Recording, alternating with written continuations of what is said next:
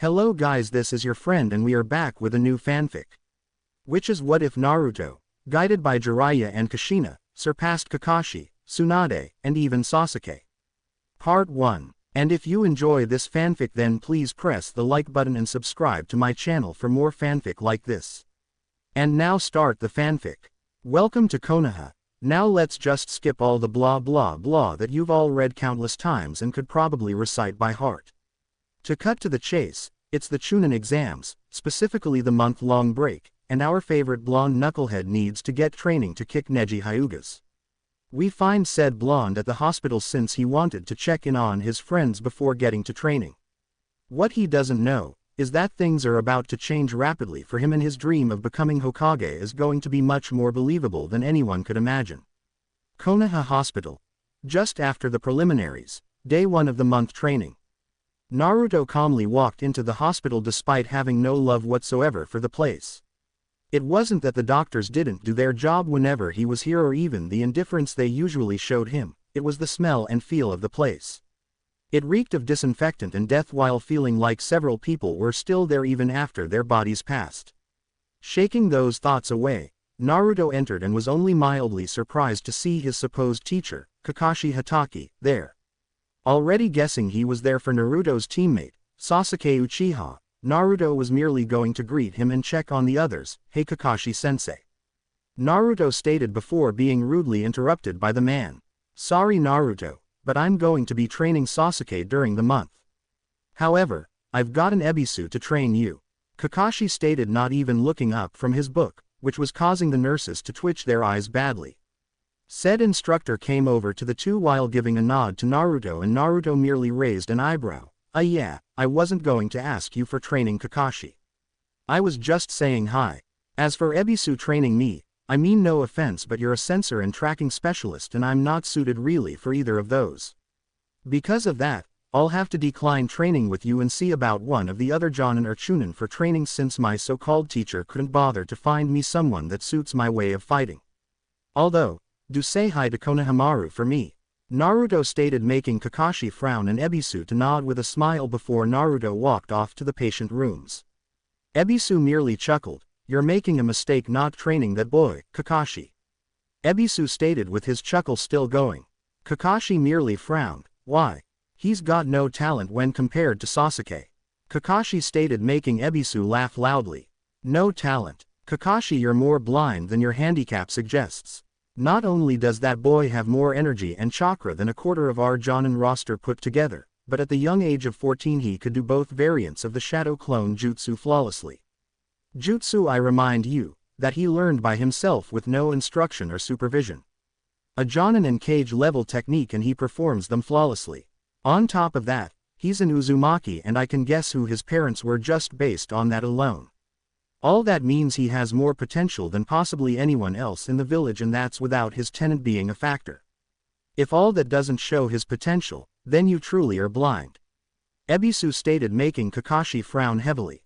"That brat is weak and will never live up to his parents or Sasuke," Kakashi stated, making Ebisu frown, but it was someone else that spoke. "As that's so," a voice stated, making them turn and widen their eyes at the sight of the person. "I think the Hokage would be interested to hear just what your opinion of my godson is," the voice stated with authority while showing his displeasure by grabbing Kakashi by the shoulder, hard. "Why wait, that's not what I meant," Kakashi tried to plead lamely but the person wasn't having any of it. "Tell it to sensei," the voice stated before disappearing with Kakashi while Ebisu Mary released a sigh of relief, thankful that his opinion of Naruto had shifted after the incident with Konohamaru. After meeting Naruto, Konohamaru had gotten serious about training and had been progressing well.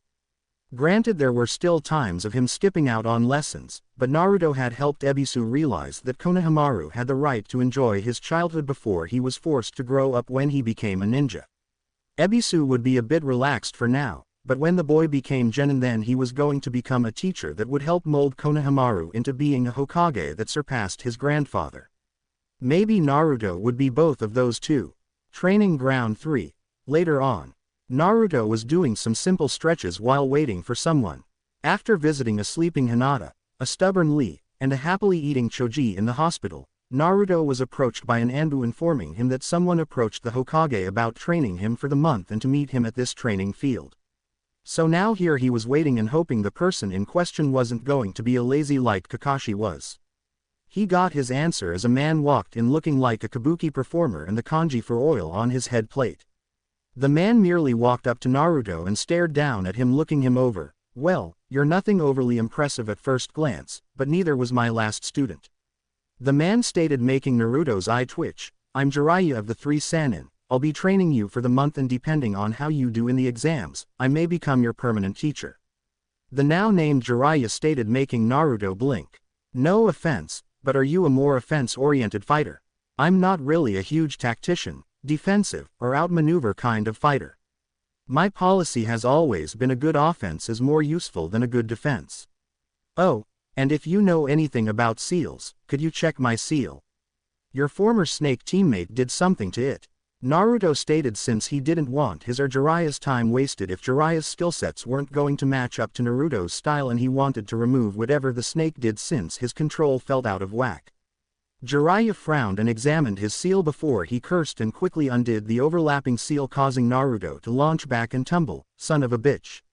I'm gonna kick you gray-haired bastard." Naruto shouted as he got up, only to pause at the face of Jiraiya struggling to hold back some laughs. Not being able to take it anymore, Jiraiya released a loud rumbling laugh before patting Naruto's head. "Oh kid, you remind me of your parents." Jiraiya stayed, making Naruto's eyes widen, but Jiraiya held a hand up to stop him from asking. "Yes kid, I knew your parents and I'm sad to confirm that they are dead. Before you ask, I can't tell you about them, not because I don't want to but because they left strict orders not to tell you till specific times." Jiraiya states, making Naruto stop whatever he was about to ask. "Your mother is a secret till you are Chunin and your father is a secret till your Jonin are deemed strong enough to handle things. Both of them were feared and respected shinobi, so with them gone there was too much of a chance of someone trying to kill you so you couldn't become as strong as them or kidnapping you to mold into their weapon." Jiraiya explained, making Naruto both happy and saddened. He was happy since his parents were such badasses and they didn't abandon him like a drunk asshole had insinuated. He was sad because not only was it confirmed they were dead, but he had to wait even longer to learn who they are. "How come you know so much?"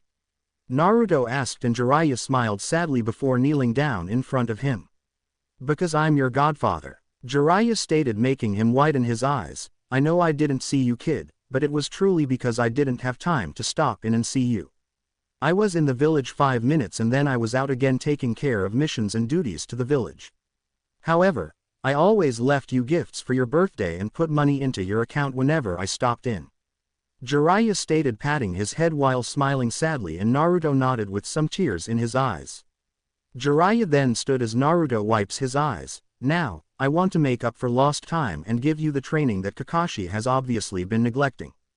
Jiraiya stated, making Naruto nod with a few tears in his eyes still. "All right, first we're going to go over everything Kakashi has trained you in and then I'm going to give you a field test to fully see what you're competent in and what you need to work on the most." Jiraiya stated, and Naruto frowned. "The only thing he's taught me is teamwork and the tree exercise. Even then the tree exercise was just him showing it once and then leaving me and Sasuke to keep trying it." Naruto stated, and Jiraiya had to fight back a scowl upon his face since Kakashi has been a sensei for almost 9 months and that was all he taught Naruto. The Cyclops was lucky Jiraiya didn't send him to the hospital like Tsunade used to do him. Kakashi was lucky since the Hokage had set things up with a simple matter. If Sasuke didn't perform better than Naruto did in the finals, since if Kakashi was right then even with Jiraiya's help Naruto should fail, then Kakashi was going to be in deep shit. "I see. I'll deal with that later, but for now let's see what you've got," Jiraiya stated as Naruto nodded and got ready. 2 hours later, Naruto was panting slightly as Jiraiya had put him through the ringer in a variety of tests and exercises to see where he stood on different things. Meanwhile, Jiraiya still looked fresh as a daisy even though his clothes did have some tears and scorch marks, but that was from the proverbial gauntlet Naruto put him through when he trapped an area with everything he had. Jiraiya had to admit, the kid had a devious mind when it came to traps, but then add in his stealth and overall brute strength and the kid could give seasoned Anbu some trouble. He idly mused about signing Naruto up for the village defense force since the kid could make the enemy really pay the price for trying to get into the village. Add in the kid's stealth, no doubt from him constantly running around in Kill Me Orange and successfully hiding from non-censor types, meant he could be great for assassination and espionage. He almost wished Tsunade was still in the village since Naruto's raw brute strength could be vastly improved by her monster strength technique.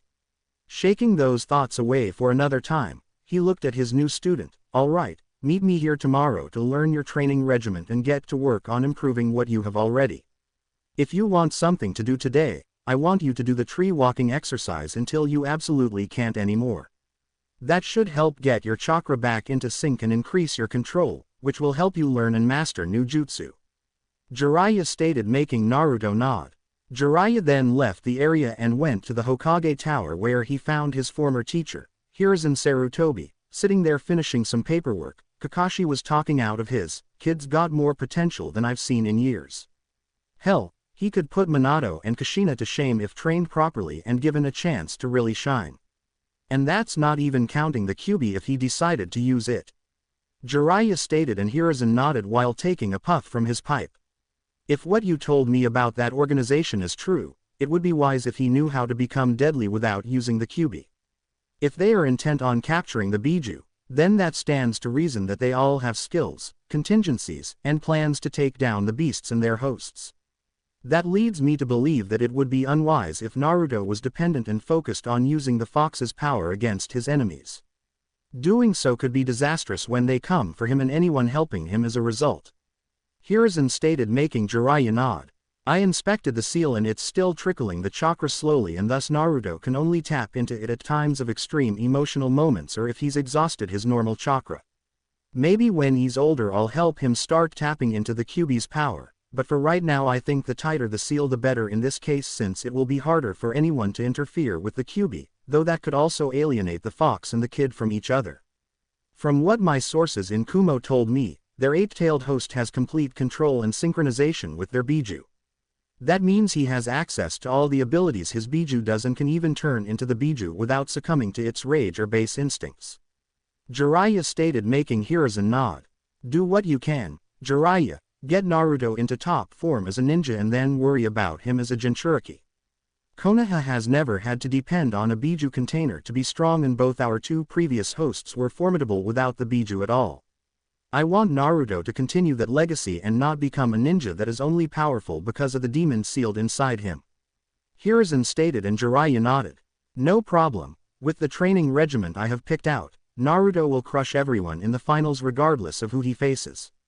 Though I would like your permission to recruit some others to help with his training as needed, since there are a few things even I can't help him with, and if something pressing comes up, I want him to have someone to help him until I get back." Jiraiya informed, then requested, and Hiruzen nodded. "Do as you please, Jiraiya. Anyone is free to train Naruto so long as there is no conflict of interest and it doesn't interfere in their normal duties." Hiruzen stated, making Jiraiya nod before he left to check in on some people he knew could help push Naruto in the right direction. Hiruzen merely leaned back smoking his pipe while thinking on the blonde bundle of energy that was Naruto Uzumaki. If it wasn't for the fact he had to be impartial and didn't have time, he'd contribute to helping Naruto with his training. Sighing slightly, he turned back to the last few pieces of paperwork that he needed to handle for the day. Day 2 of the training month. Naruto stretched at the training ground waiting for his godfather, Sensei, to arrive, and was surprised when he did a few moments later with Kurenai in tow. "Ah, good, you're here," Jiraiya stated as he walked up to him with Kurenai, who seemed to be analyzing Naruto much more than she had done in the past. "I've worked out some training with Kurenai-san here as well as Might Guy. However, any other training won't take place till the second week, as I want to drill you in chakra control exercises as well as finding your elemental affinity and getting your schedule set up for the following 3 weeks. Kurenai here can help you with chakra control, as she has to have near-perfect control to use her variety of genjutsu. She'll also be helping you with breaking, escaping, and even casting genjutsu, since there are some genjutsu that just require you to overwhelm your opponent's chakra, which you can do easily." Jiraiya informed, making Naruto nod before thanking Kurenai, who merely smiled and nodded. Jiraiya then produced a slip of paper. "Okay, what you've gotta do is channel chakra into this paper and the results will tell us your affinity. Depending on the results, I can train you or find someone who can train you in your affinity since, while I know the basic steps for each affinity, it's always better to have someone who's done what you'll be doing. Jiraiya stated, handing Naruto the paper, and waited for the results. Said results were surprising since the paper was cut into confetti with a majority of the pieces becoming soaked and the rest crumpling up. Jiraiya and Kurenai were of course stunned since it was extremely rare for a person to have 3 affinities right off the bat. Jiraiya was handling it better since he knew Minato was a wind user with a minor in water, Kushina was a water user with a minor in lightning, and he could only assume that the small trickle of chakra from the Kyuubi had slowly formed a minor connection to the 3, or it could have been due to the fox's chakra circulating inside Kushina while she was pregnant with Naruto. Kyuubi was known to cause storms, hurricanes, and typhoons with a swish of its tails, and those bloodline elements were made of combinations of water, lightning, and wind. While normally a child took after the parent with the more dominant genes, or whoever the child took after the most, that wasn't the case with Naruto, since anyone who actually paid attention could see Naruto was a blend of both Minato and Kushina. Naruto had his father's hair, build, and eyes, sure, but his face, personality, and overall way of doing things was clearly Kushina. He broke from his inner musings as Naruto merely raised an eyebrow and looked at Jiraiya. Well then, looks like you have a high affinity for wind with a lesser for water and lightning. Under normal circumstances I would try to have you learn all 3, but for this month we'll focus on the wind affinity since it will be the easier of the 3. If you show good progression in that, then I'll be able to help you with the other 2. Jiraiya informed, and Naruto nodded since he had no idea how the affinities worked. Good, now I need to go talk to someone that I know could help you with the wind affinity. While I'm gone, Kurenai here will begin your work with chakra control and genjutsu, and I expect you to be doing the work and not complain about getting cool jutsu. Your parents and all the Hokage always ensured they had full control of their chakra before they started worrying about using jutsu. Even then, they never focused on flashy moves over what they could use for a variety of situations. A well-used substitution can be just as effective as any offensive jutsu. Jiraiya stayed, making Naruto frown, but he nodded nonetheless. Jiraiya knew fully well that basic jutsu could be lethal since he had seen it with Sasuke's mother, Makoto, who made a name for herself using only shunshin, clones, and substitution. She'd use shunshin combined with substitution to move clones around confusing enemies, and even substituted with enemies so they ended up killing each other while she killed others. She never even used her Sharingan to fight even after she unlocked it fully. Shaking those thoughts away, Jiraiya nodded to Kurenai before leaving in a shunshin. This left Naruto and Kurenai alone in the training ground. So what should I do first, Kurenai-san? Naruto asked, looking around as Kurenai was just looking at him. Before that, Naruto, I have something I need to discuss with you while Jiraiya isn't here. Kurenai stated, moving toward Naruto, who looked at her and then blushed seeing how close she was. And what would that be? Naruto asked, making Kurenai smile as she pushed her chest out a bit. Well, I'm sure you recall how Neji treated Hinata in the prelims, correct? Kurenai asked and then smiled slightly as Naruto stopped blushing and grew both serious and angry. Kurenai continued when he nodded. Well, I happen to care about Hinata as if she was my daughter, and I'm pissed at what Neji did. However, there's nothing that can be done due to the rules and vouchers signed at the Forest of Death. Kurenai stated, and Naruto nodded. Okay, and what does that have to do with me? Naruto asked, and Kurenai smiled. Simple, while I can't do anything, you are not barred from such an action. Kurenai stated, making Naruto raise his eyebrows. Yes, with you as his opponent he can pay, though Hinata still wants to have him forgiven because she loves her family.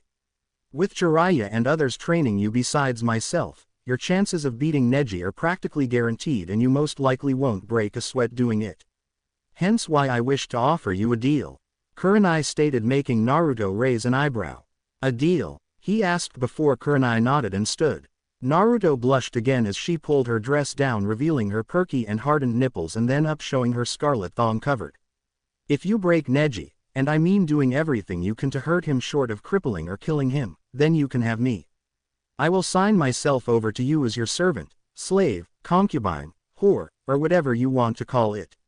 If you do this for me and hurt Neji for what he did to Hinata and knows never to do it again, then you can have me till the day one of us dies. Kurenai stated, moving her thong to show her pink. That is. Naruto stammered before he slapped himself. I would have done that from the start, you don't have to do this. Naruto stated, making Kurenai smile more. I know, but you would have simply fought him till he lost, but I want you to do more than that. I want you to beat him, hurt him, maim him, and anything else except cripple him or kill him, since I know Hinata will never forgive that. I want you to deliver a wrath upon him that not the Hokage, Hyuga clan, Fire Daimyo, or even Kami himself could stop from happening, to make sure he knows never to try to kill Hinata again. Kurenai stated with passion, anger, and ambition in her voice. Even still, I don't think you need to do this. Naruto stated before he blushed as Kurenai leaned in and kissed his lips. The blush was due to both the kiss and his front row view of her. I know, but first off, this is my way of thanking you and giving you an extra incentive. Second, you're a nice boy and will no doubt do many great things, which means I also benefit. Third, despite what I am offering, you're still resisting the offer, and even just looking at my chest is being avoided by you as you look at my face whenever one of us is speaking. Fourth, you'll also be helping me. She stated, making him raise an eyebrow at the last item. I'm tired of being hounded by dozens of men who just want to sleep with me and then brag about it. Most men don't respect kunoichi and think all we do is sleep with individuals before assassinating them. There's also the fact my apartment complex has been full of pigs, perverts, and assholes, so that's a problem. I'm fully prepared to serve you with my body if it is required, but that's mainly due to the fact I know you won't brag about it to every person willing to listen. You won't try anything if I say no. You're not going to treat me like some toy, and you won't make me sleep like some kind of animal or dress me as a whore to parade around. Kurenai stated, making Naruto blanch at the idea. Hell no. That'd make me no better than that Gato asshole in Wave, and I sure as hell will never become like him. Naruto shouted, making Kurenai smile. Kurenai then stood and covered herself again. So we have an agreement then? She asked, making Naruto blink before blushing again. I guess, if that's what you want. Naruto stated, making her smile before she kissed his cheek before standing and getting down to business. Good, now we'll start with different chakra control exercises. Once I see which are either easy or hard for you to do, I'll have you work on the easiest methods, since they will help you get your control progressively better till the harder ones are manageable. Kurenai instructed, making Naruto nod. With Jiraiya. Jiraiya was currently with one Asuma Sarutobi, the only confirmed wind user left in Konoha besides Naruto, and was currently discussing some things with him. Forgive me, Jiraiya-sama, but wouldn't this be a conflict of interest? At the very least negligence, since I do need to help Shikamaru, even if I can only seem to help him with strategy and planning, since he's not willing to do much else. Asuma asked, then added, making Jiraiya shake his head. It's only a conflict of interest if you actively discuss Shikamaru's skills, training, or anything involving what he'd use in the exams, and same goes with Naruto's to Shikamaru. As for negligence, it would do Naruto good to try and learn some strategy by playing Shikamaru. Add in his shadow clones and you could have Shikamaru playing multiple opponents, which would make him have to think even faster and worry about different opponents at once. Jiraiya stated, making Asuma nod a bit. Okay, and with his clones I can work with him on his nature transformation while he plays Shikamaru, and the same could be said for, oh my god. Asuma stated before widening his eyes in realization, making Jiraiya nod. The kid can make hundreds of clones without breaking a sweat, and all that memory accumulation means he can build up months if not years of training within this 1 month, especially when he's motivated. Jiraiya stated with a smirk, and Asuma merely shook his head. Damn, kid's gonna be stronger than us all by the time he's 16. Asuma stated, suddenly feeling old, while the two shared a laugh. So we got a deal? Jiraiya asked, and Asuma nodded. A chance to help train possibly the strongest ninja since the time of Madara and Hashirama. Sure, plus it would do Shikamaru good to play against someone other than me and his father. Asuma stated with a smirk, and Jiraiya nodded. Alright, I'll get together with you and the others I plan to have help train Naruto, since I can guess how many other teachers have just decided to wash their hands of him in the academy, so he may need some extra help. Jiraiya stated, and Asuma nodded with a chuckle. If it were any other kid, I'd say you were trying to work him to death. However, considering his boundless energy and massive reserves, I think it would be easy to whip him into shape, we just have to get through his impatience and need to be doing something constantly. Asuma stated with a chuckle, making Jiraiya nod and chuckle as well. I have to ask though, do you plan on training him with it? Asuma asked, wanting to know ahead of time so he could have others stand down if the chakra from Kyuubi was ever felt. No, aside from the fact he's too inexperienced to truly use it, circumstances have made it clear to both myself and Sensei that it wouldn't be wise. Konoha has never had to rely on Jinchuriki, and we shouldn't start, especially with the fact there are rumors about a group looking to find and possibly collect all the Biju for themselves. This leads Sensei and I to believe they have to have a means or plan for each Biju to bring them down and capture them. Jiraiya stated, knowing Asuma would hear about this sooner or later from Hiruzen, since Asuma was technically an Anbu. He just wasn't given the rank due to the fact he already had a huge reputation after guarding the Fire Daimyo and being Hiruzen's son. Asuma nodded with a frown. That just means I have to train the kid into the ground even harder to make sure his skills are up to par with everything that he'll be facing. Asuma stated, making Jiraiya laugh. He'd probably want that of you regardless. The kid is motivated to train, he just needs the guidance to understand why he needs to be doing the training. Something I'm sure Kakashi neglected entirely. Jiraiya stated before becoming angered at the end, and Asuma frowned. We all warned him, Jiraiya, but he wouldn't listen. He was too obsessed with training Sasuke to care about his other students at times, and he had no faith in Sakura or Naruto's abilities to be ninja. Asuma stated, and Jiraiya nodded. I know, Kakashi has already been handled, and depending on how his two students do in the finals will result in his punishment. Considering what I've been setting up for Naruto, Kakashi will get what is coming to him, and hard. Jiraiya stated in a no-nonsense tone, and Asuma nodded, already guessing how much shit Kakashi will be in when his screw-up is shown. Back with Naruto. Naruto was currently standing upside down on a tree branch with a leaf stuck to his forehead while several clones were spinning multiple leaves on their palms. Another group was water walking, another was running up and down trees, and still another group was spinning kunai on their fingertips. Kurenai knew fully well that shadow clones couldn't be used as effectively for chakra control, or rather she knew that was the belief many had. Because he distributed his chakra evenly, the clones would then work on controlling their smaller amount of chakra, then the combined control would go back to the original, the overall control would increase as time went on. It wasn't as fast as other training could be with shadow clones, but it was still faster than doing the exercises normally. If nothing else, his skill doing the exercise would increase, thus allowing him to use the exercises easier.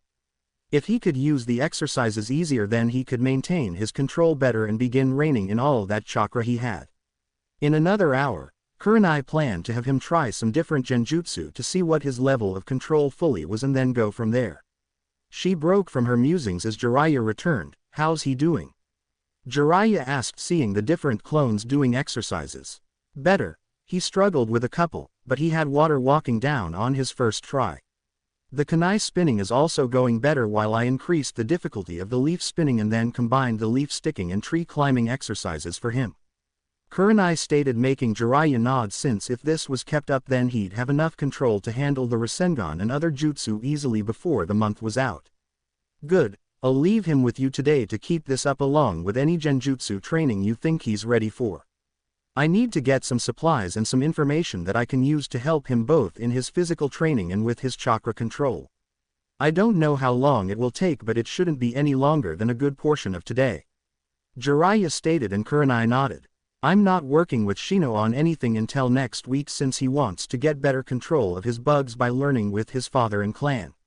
Even then we are only working on helping his bugs be better immune to genjutsu and me helping him achieve better chakra control. Kurenai stated, while Jiraiya held back a frown, since from what he was hearing, many of the clan heirs only knew their clan techniques and knew nothing outside of it. If another war broke out then they'd get slaughtered, since numerous shinobi had found ways to counteract the skills each clan possessed and kill said clan members. Hopefully them seeing Naruto's soon-to-be wide arsenal of skills would motivate them to branch out. Day 3 of training. Naruto stood in front of Jiraiya again, only this time without his jacket and shirt, while more of his clones were doing the chakra exercises. Jiraiya was sitting right now while having some ink and brushes handy along with some armbands, leg bands, and a waistband. Alright, I'm going need you to stay still while I do this. The seals I'm going to put on you will help with your training and with your control. The first seal are gravity seals, which will make your body feel heavier the higher the setting, while the second seal will lock your chakra to your body and strength. What this means is if you don't have your physical power balanced with your chakra completely, then you'll not be able to move. This will increase your concentration and how well you regulate your chakra. Granted, I'm not making it as strict as it should be, since you have some work to do before your physical power is as good as your chakra, but it will still work. On top of that, you'll also be wearing these bands that have weight seals on them to push your body even further. Jiraiya stated as he began drawing the seals onto Naruto, who was doing his best to wait patiently till Jiraiya was done. Naruto then put the bands on just as Jiraiya activated the seals, making him grunt as his arms and legs locked together and he fell face first in the ground with a loud thud. The gravity seals are set at ×3 gravity and the weight seals are set at 100 pounds apiece. Since muscles get stronger through tearing and healing, you can adapt to this much faster thanks to the QB healing you, meaning you can do this even faster than the other training regiments with the clones. Jiraiya stated before going over to a tree, sat down, and pulled out a few scrolls. Once you can move, give me 200 push-ups, sit-ups, squats, punches for each arm, kicks for each leg, laps around the training field, and then laps running up and down a tree. Jiraiya stated causally as he began reading and ignoring the string of curses his new student was spewing at him. A few hours later had Jiraiya looking up and widened his eyes slightly to see Naruto doing the punches while drenched in sweat. He also noticed a couple bottles of water empty beside him and was glad his student wasn't so hard-headed that he ignored his body's needs. Jiraiya mused that if he could get the physical items done by lunch, then he'd treat the kid to ramen even if it would probably break his wallet. Sure, Naruto needed to eat other things, but if he was going to put this much effort and hard work into training, then Jiraiya could let the kid have his favorite food, even if it wasn't as healthy as it could be. Then again, there was veggie ramen as well as low-salt ramen, so that could be a way to start getting him to eat better. Shaking those thoughts away, Jiraiya returned to his reading concerning his various reports from spies, favors, and informants. The information concerning Suna mobilizing ninja was not something he liked, since he knew the Wind Daimyo was slowly strangling the village economically. It was only worse based on the fact that Orochimaru was here, which meant that his former teammate could have swayed Suna to attacking Konoha, since they were taking the Wind Daimyo's missions rather than Suna. Adding in the fact that Suna's own Jinchuriki was here and it clear that Konoha needed to expect trouble. Jiraiya sighed slightly since he'd have to look into this personally, which meant he'd have to change up his plans for training Naruto and maybe have the others start pitching in sooner rather than later. It wasn't necessarily a bad thing, he just didn't want the kid feeling like he was being ditched again. He'd explain it to Naruto after the kid finished his physical exercises. Lunchtime. Jiraiya could honestly say he hadn't been too surprised by any of his students over his years teaching. Sure, Minato's ingenuity in creating his 2AS rank jutsu was astounding, but it was a small mention compared to the lack of surprise throughout his training otherwise. Naruto, however, Naruto had gone through the entire training regiment he had given him to help adapt to the change on his body. A regiment that Jiraiya hadn't honestly thought he'd complete, let alone by lunch. Yet, not only did he complete it, but he had actually added to it by adding handstand flips, backflips, front flips, cartwheels, and tree hopping to help ensure his agility matched his new weight and restriction. The tree hopping was the most impressive, since to do it one usually used a burst of chakra from the feet, which could throw off the balance of physical power and chakra. Right now said blonde was eating the veggie ramen that Jiraiya had a clone pick up.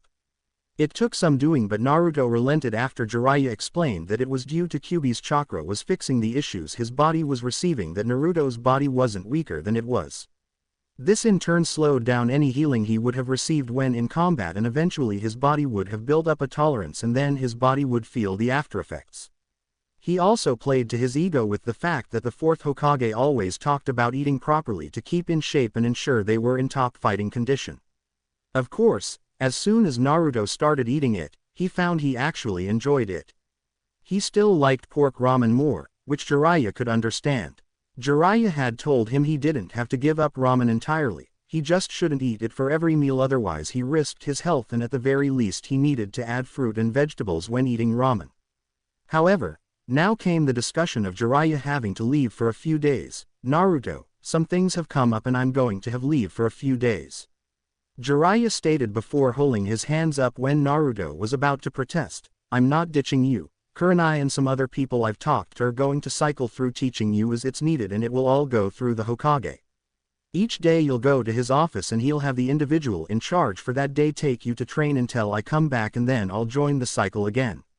I wouldn't leave if it wasn't urgent and vital for the village, Naruto. I may have my own quirks and laziness, but never when it came to training students. Jiraiya explained and defended, making Naruto pause before finally nodding. Good. Now I've asked the Hokage to oversee you meeting your different teachers each day, as well as who you will see if one is indisposed for whatever reason. Jiraiya stated, making Naruto nod before Jiraiya grew serious. Now, I don't want to hear one word about you giving any teacher I've prepared a hard time.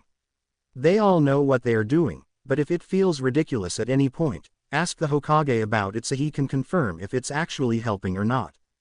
Jiraiya stated, making Naruto nod before the two continued eating.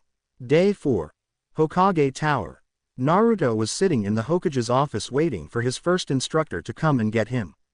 As he waited, he was idly talking with Hiruzen, who was doing paperwork at a relaxed pace.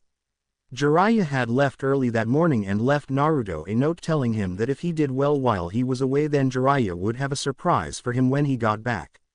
Naruto didn't really need the motivation since he planned to put everything into the training he'd be getting. He just hoped it was actual training and not just busy work. He broke from his thoughts as the door was knocked on before Hiruzen gave permission to enter and Ibiki Morino entered. Naruto blinked owlishly, wondering just what kind of training he was going to get. Ah, Ibiki, good, you're on time. Naruto, Ibiki will be training you in some various items, including reading an opponent, getting into their head, increasing your knowledge base, and some other things to make you a more competent shinobi. Hiruzen stated, knowing Ibiki could also help Naruto heal a bit from the emotional and mental wounds the village had inflicted on him over the years. Ibiki merely looked at Naruto, who only looked back with no fear or trepidation, just curiosity. Ibiki then smirked. You're gonna do fine, kid, but I don't hold hands and I don't treat anyone with kid gloves, got it? Ibiki stated before all but growling at the end, and respected the fire in the blonde's eyes, showing he was ready to learn and break himself to do it. Yes sir. Mr. Ibiki, sir.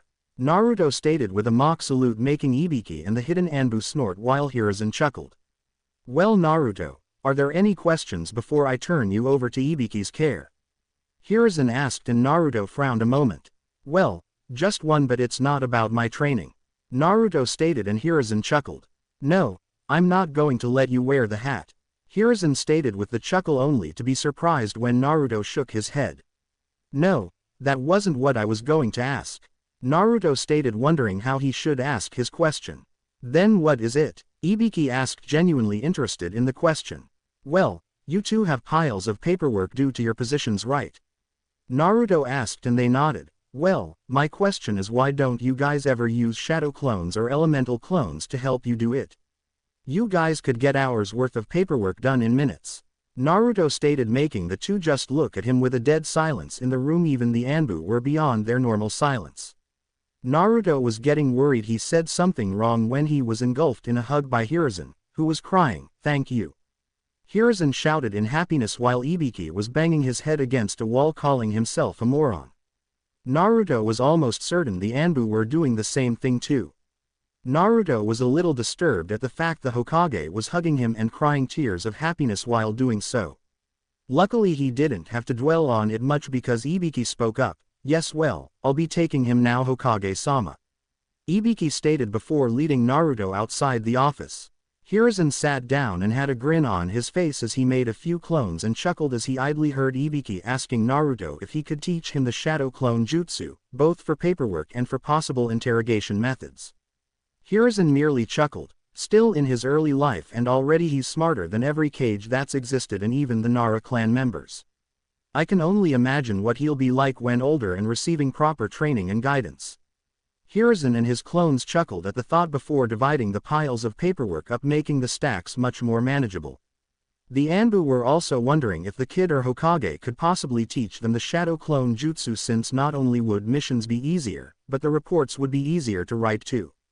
With Naruto, Ibiki took him to the local shinobi library and began grabbing books from various shelves on various subjects including nature transformation, basic field medicine, plants used for medicine and poison, psychiatry, psychology, nerves in the human body, and more. Ibiki knew he couldn't add much to Naruto's training till he got some things ready, so he decided to use his first day as a foundation building. He could get the groundwork for his future lessons and the others' lessons to make it easier to build up his training regiment. By the end of it, he had close to 100 books and set them down on a desk before putting Naruto at it. Now, I want you to read every single one of these books. I don't care if you use shadow clones or not, but I want you to read these and then I'm going to quiz you on them. If you fail, you'll have to read them all over again and again until you pass. Ibiki stated, having been informed that Kurenai told Naruto about the shadow clones transferring memories when they dispersed and helping with training. Naruto grimaced since he didn't like reading much. Alright, but Jiraiya-sensei mentioned once, I'm more of a practical learner than a theoretical one. Naruto stated, making Ibiki smirk since he knew a few people like that. I know, but trust me, having a handle on this information can help you in a lot of situations. Plus the nature transformation book will help you get a grasp on things for when you start elemental training. My old teammates were the same way with learning, and it took some time, but they started becoming more into reading books if for no other reason than it gave them ideas for new attacks and methods of fighting.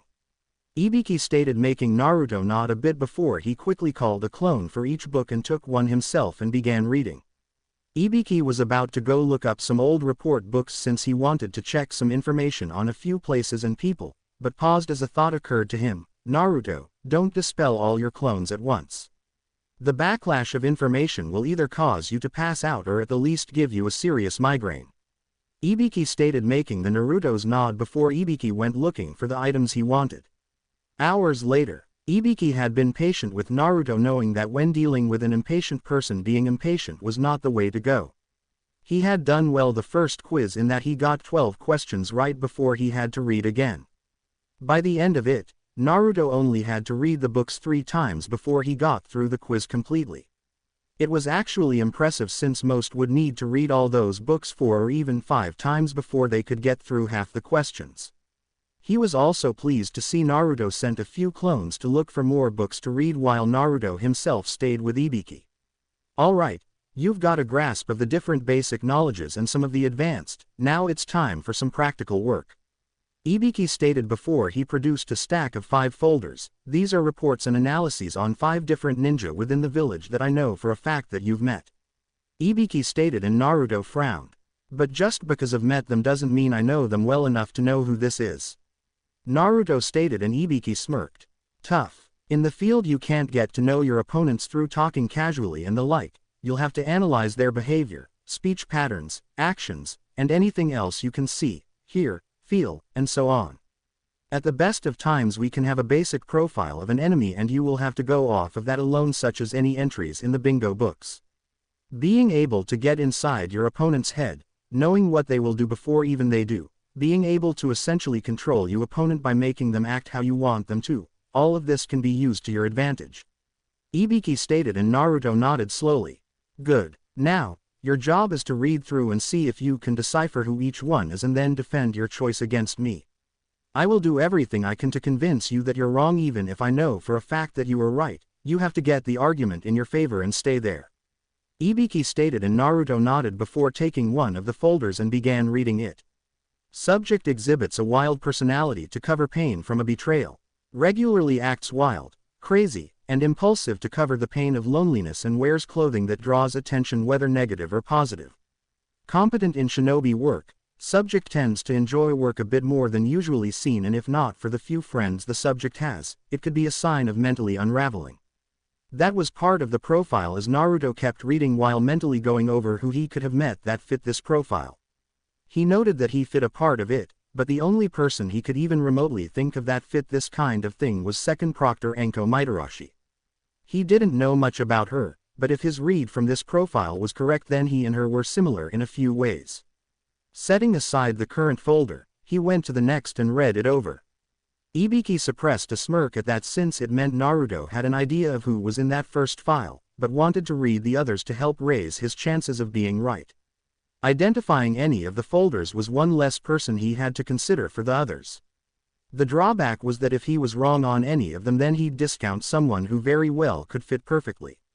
Ibiki was honestly curious about how he'd do. Day 5. Naruto sat in the Hokage's office waiting for his next teacher to come in. Yesterday had been eventful since Naruto had gotten into some heated arguments with Ibiki over who the first 4 profiles belonged to: Anko, Guy, Hiruzen, and Kurenai. The biggest came when Naruto argued that the last file was Ibiki's own, and Ibiki stood his ground in the argument to the point of threatening Naruto with being disqualified from the Chunin exams and being sent back to the academy if he didn't stop.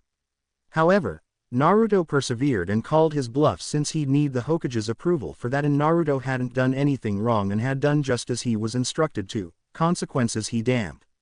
Ibiki could honestly say he'd never had anyone tell him to go himself and actually mean it entirely. It had made him laugh when he told Naruto he had passed another test, since he couldn't just go about being told he is wrong and just accepting it and seeing through deception no matter how much it could be risky to disbelieve it.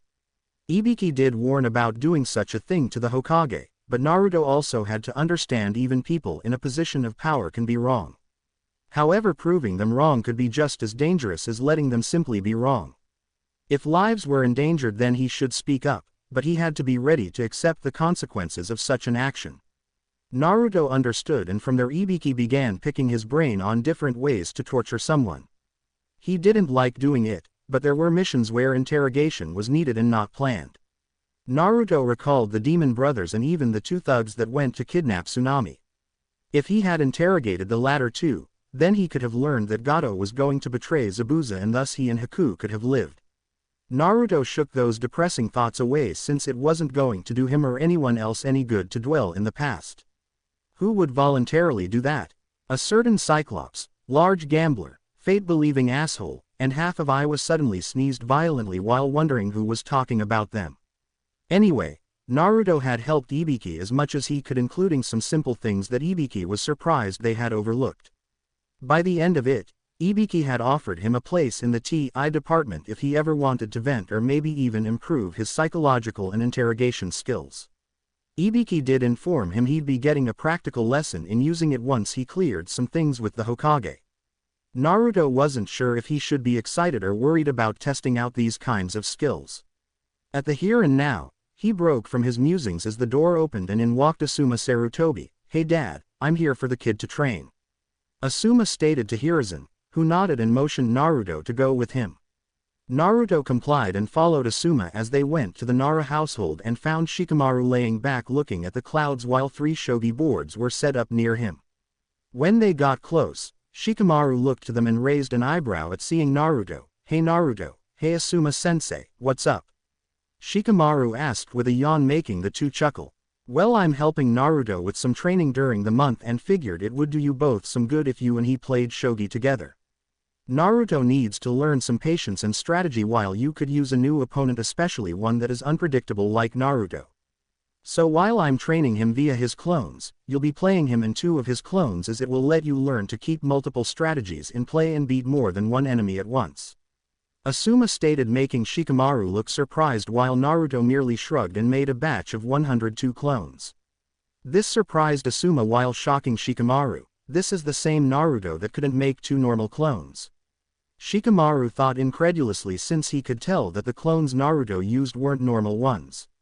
That was evidenced against Kiba when the clones could actually hit him and not just phase through him. He decided not to dwell on it too much since it would prove troublesome, and Naruto normally was troublesome enough without adding more to it.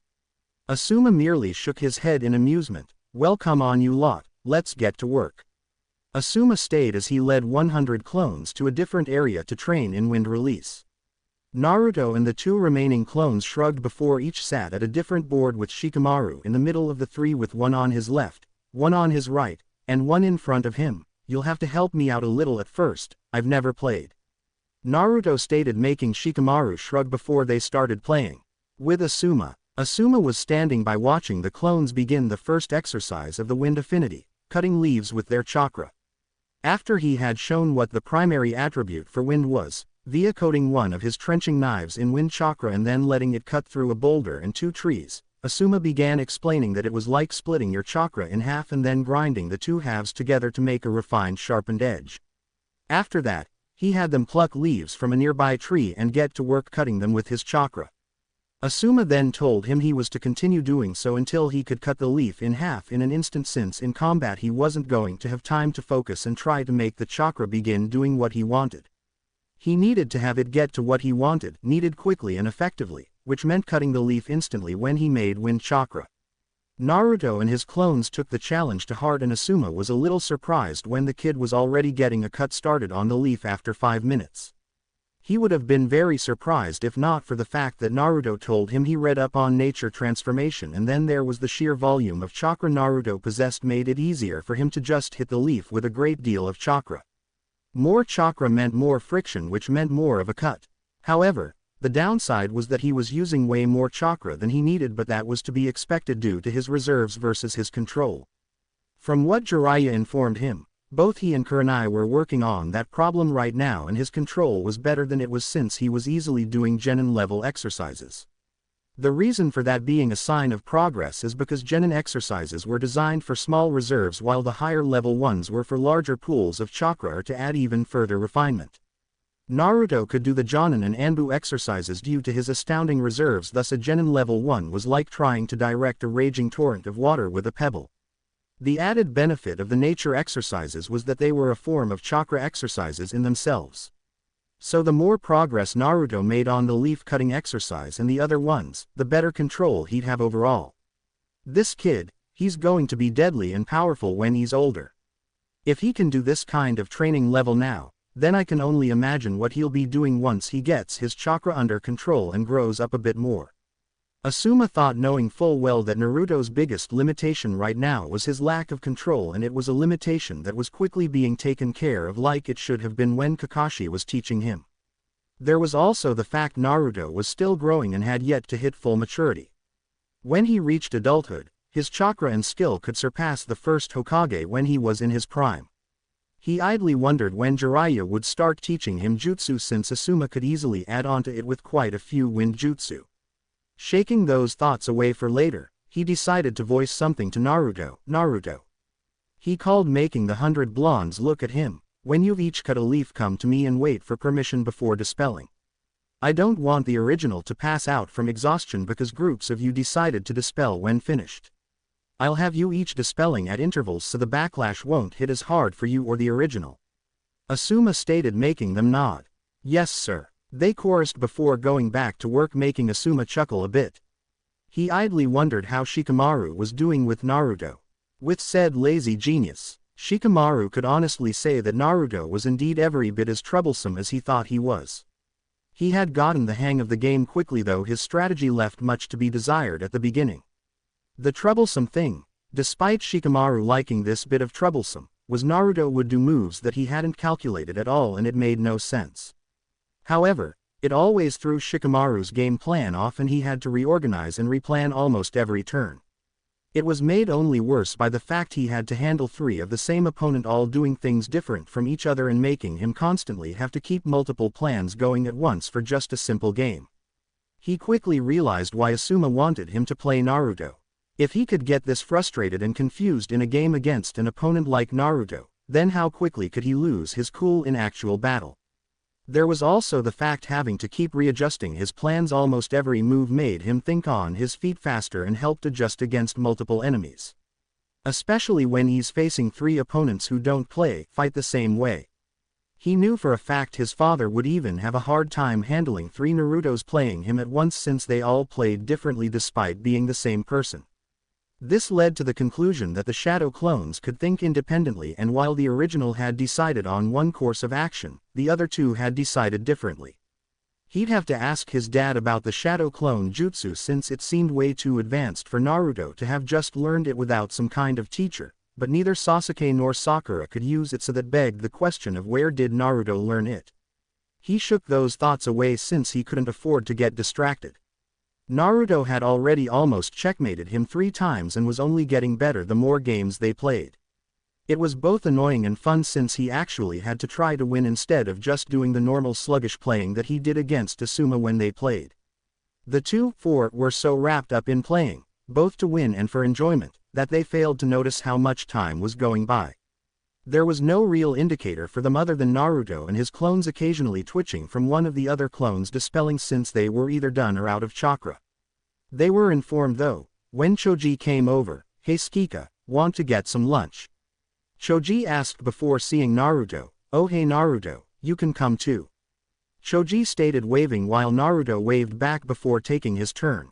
Choji, knowing that games Shikamaru played didn't usually take long, sat down on the side and merely watched. He was actually surprised to see Shikamaru lost quite a few pieces along with Naruto since Shikamaru usually owned anyone besides his dad at shogi. It took another 10 minutes before the 3 games were over. Shikamaru had won, but any observant person would see that it wasn't a hands-down victory but a hard-fought one. With that said and done though, Naruto had his 2 clones pop and then waited a moment before some of his other clones popped. "Asuma will be here in a minute, he's just managing my clones into groups to dispel before coming here," Naruto stated, making Shikamaru shrug and Choji to be confused. "Asuma's helping me with some training for the months I sent a batch of clones with him to train while I played Shikamaru," Naruto elaborated, making Choji blink. "What good does sending the clones do?" Choji asked and Naruto smiled. "Because the shadow clones are solid, whatever they learn or experience I get the memories of. Thus using them I can cut training time down quite a bit depending on how many clones I have doing the training," Naruto explained, making them widen their eyes. "Wow, that sounds handy, do you think you could teach me?" Choji asked and Naruto frowned while scratching his head. "I can't teach you one version because according to another teacher it takes way too much chakra for the normal person, even the Hokage couldn't use it. The other I might be able to but it would be draining since apparently you need Jonin level reserves to make even one. I'm just lucky since I naturally have a ton of chakra in me which I'm told comes from being an Uzumaki," Naruto explained with a shrug, making Choji deflate slightly while Shikamaru was curious now. How can someone still in their teens have that much chakra? If it takes Jonin reserves to make one and Naruto can easily make more than 100, he'd have to have more chakra than a good portion of the Konoha shinobi roster put together. Shikamaru thought before Asuma entered the clearing. "So let me guess, barbecue," Asuma stated and chuckled when Choji gave him a look that said, "Of course." As if it could be anything else. "Hey Asuma, do you think Choji could learn the basic shadow clone jutsu? I was telling them why I sent clones off to train with you," and Choji seemed interested. Naruto asked then explained as they walked to one of the better okonomiyaki restaurants. Asuma frowned. "Unfortunately, no, he can't right now. His reserves aren't high enough yet and making one could cause him to pass out along with the clone," Asuma stated, making Choji slump his head in defeat. "Choji, you need to find a training method that helps you and not the one that helps Naruto. While I'll admit, using shadow clones to train can be useful, if you can't make enough of them to really matter then you're just tiring yourself out. What Naruto may have forgotten to mention or you failed to realize is that all the exhaustion, stress, pain, hunger, thirst, and other negative things get sent back to the user as well. Naruto can take it better since he has stamina and endurance in spades since as you've seen he can outlast and outrun Anbu when needed. If Naruto wasn't the way he was, no one would let him train like he is," Asuma explained and reasoned, making Choji frown and nod. "Okay, though still it would be cool to do that even if it's just for during really hard training. Being able to cut the time down for it would be awesome. Though I think Shikamaru would just end up playing shogi with his clones or watching the clouds with someone who can sympathize with him fully," Choji stages with a chuckle while Shikamaru honestly didn't think that idea was all bad. He'd never do it of course. It'd be too much work to get his reserves high enough that he could make a clone. Arriving at the restaurant, the four saw Ino already at a table relaxing and raised her eyebrow at seeing Naruto. "Naruto, what are you doing here? Shouldn't you be with your own sensei and teammates?" Ino asked and Naruto shrugged. "Kakashi ditched me and Sakura to train Sasuke, so I found a different teacher, and I haven't seen or heard from Sakura since the end of the prelims, so I assumed she was busy with her parents or hanging out with you. My other teacher had to handle a mission so he asked a couple others to help out. Today was Asuma's turn, so I trained with him while playing Shikamaru in shogi by using shadow clones," Naruto stated as they sat down. "Isn't that a conflict of interest or cheating?" Ino asked with her eyes narrowed and Naruto shook his head before Asuma could answer. "No, it's only a conflict of interest if Asuma tells me or Shikamaru what the other is training in. And it's only cheating if I was spying or Shikamaru was spying on the training."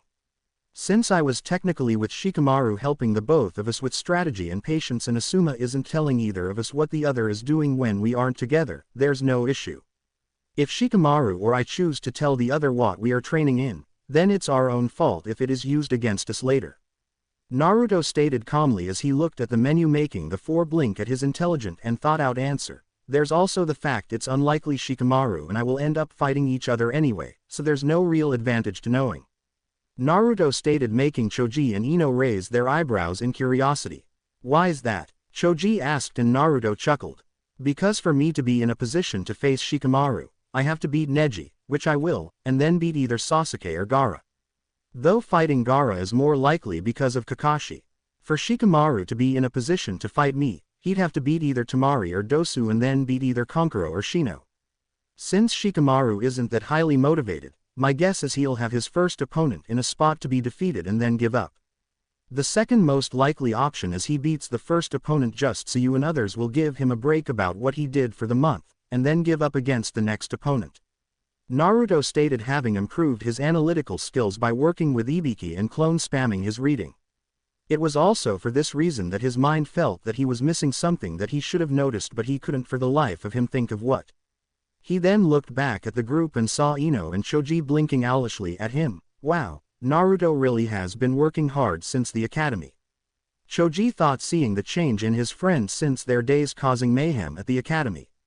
Ino was a different matter entirely, as this really the same knucklehead that could barely get through the academy. When did he change so much? Ino thought while remembering her first surprise when he beat Kiba. Granted, it wasn't smooth or skillful, but Sasuke's wasn't either. Her second surprise came in him being so angry over what Neji did and then even swearing a blood promise to win against him. It was both cool and kinda romantic when she thought about it. Shaking those thoughts away, they all gave their orders and just talked peacefully. As they ate, Naruto noticed Ino was barely eating anything. Ino, why aren't you actually eating? Naruto asked curiously, since both Jiraiya and the health books he read stated you needed a steady amount of food and nutrients to stay healthy and train. The males groaned slightly. Don't bother Naruto, we've all tried to talk her into eating more and she won't listen. Asuma stated, making Ino puff her cheeks out and glare. Well Naruto, I'm on a diet to lose some weight. She stated, only for Naruto to look at her in confusion. Why? You're not fat at all and you can't get much skinnier without harming your body and taking away from how pretty you look now. Naruto stated while making Ino blush a bit at the unintentional compliment. You need to eat and keep your strength up in order to train, since not eating takes away your stamina and will make your body start eating your muscle to keep the nutrient levels up. That can in turn make you vulnerable in a fight and cost you or a teammate their life. If you're worried about gaining weight, then just balance it with hard work training so you'll gain muscle instead of fat. Naruto stated, since it was the truth. I don't want to get bulky or fat though. Ino protested and Naruto raised an eyebrow. Have you seen any kunoichi that are bulky or fat? Naruto asked and Ino opened her mouth before closing, since she really didn't see any kunoichi like that. Actually, all the kunoichi she had seen all had bodies she'd kill for and assets that would make any guy's head turn. Plus they had skill and power to back up their womanly bodies instead of being scrawny or uptight like several civilian women were. See, if you're that worried about it, then why don't you ask some of the veteran kunoichi how they balance food and training? Like Kurenai Yuhi, Enko Mitarashi, or even your own mother. Then you'll have someone to give you advice and help you stay in shape without starving yourself. Naruto stated, making the other three males blink, wondering why the hell they hadn't tried that argument. Ino frowned in thought for a few minutes before she nodded. All right, I'll do that. Thanks Naruto, she stated with a smile, which Naruto returned. Asuma merely smiled and shook his head. That kid does it again. Changes someone without fully realizing what he's done. And if my eyes aren't fooling me, I think my blonde student just gained a bit of a crush on my temporary student. Asuma thought while noticing Ino still having a bit of the blush Naruto caused earlier on her face. Asuma could only hope that Ino would take her training seriously now and not be at risk when they took harder missions in the future. Day 6. Naruto was once again within the Hokage office, only this time he had arrived even earlier than the previous 2 days. The reason why was because Hiruzen decided to do something to help Naruto by teaching him politics, economics, diplomacy, and some of the school subjects that Naruto was lacking in. He made a mental note to have a little sit down with the different teachers of the academy. There was a strict policy of just letting a child go through the academy knowing they were struggling with some subjects and then doing nothing to correct it. He knew the head of the academy didn't have an issue with Naruto. The woman had been there a long time, including when the academy once taught the basics of sealing, so she knew fully well the difference between the item sealed and the item holding said seal. Hiruzen had had many meetings where the head had showed various complaints that Hiruzen had to put down from teachers and parents wanting Naruto banned from the academy or at least from being a ninja. It was both infuriating and saddening. The sad part being there were so many stupid people in the village. Anyway, Hiruzen was doing this since thanks to Naruto's revelation about getting through paperwork, Hiruzen was more relaxed and had more free time. One would think he'd be spending time with Konohamaru, but the boy had started the academy and Hiruzen wasn't going to get in the way of that despite the temptation being there. He wasn't worried about Kono's status getting him any favors or pulled punches since he was sure the teachers knew better. Especially since he made it clear to all the instructors that if they showed favoritism towards Kono in any way, then there would be hell to pay. Back to the point though, Hiruzen could do this since it wasn't showing favoritism as Naruto wouldn't be using these skills in the finals, so there was no unfair advantage. Even if someone complained, Hiruzen could simply write it off as payment for a service Naruto performed for the Hokage and the village. It also reminded him that he had yet to pay Naruto for that unofficial mission in regards to him not only saving Iruka's life, but also protecting the Forbidden Scroll and capturing a traitor. Even if he wasn't technically a shinobi yet, Naruto had performed 3 services for the village with 2 being of critical importance. He'd think of some way to repay Naruto later since it was almost time for his next teacher to show up. Naruto, your next teacher will be here soon, so make a batch of clones that can stay here and keep learning while you go train. Hiruzen stated, knowing that Naruto's talent with shadow clones meant he could do multiple trainings at once. Naruto nodded and made 3 clones for each set of work before sitting and relaxing until the door opened. Standing there was Might Guy in his usual attire and his smile. "Ah, Naruto-kun, you're here already. Excellent, you're blazing with flames of youth," Guy stated before exclaiming loud enough that the windows rattled. Yeah, sure. I take it you're helping me with speed and taijutsu?" Naruto asked, making Guy nod with his nice guy pose. "That's right. If I can't help get you into shape within the month, then I shall run around Konoha on my hands for 500 laps. Guy stated with his pose still in place. "Whatever motivates you and makes you stronger, Guy-sensei," Naruto stated, making Guy smile further, if possible, before he led Naruto to the training ground he picked for this. Hiruzen merely watched them go with a foreboding feeling about him. One of the clones saw it and spoke. "Don't worry, Gramps, Guy already promised Jiraiya-sensei that he wouldn't try to put boss in a green spandex suit like him and Lee."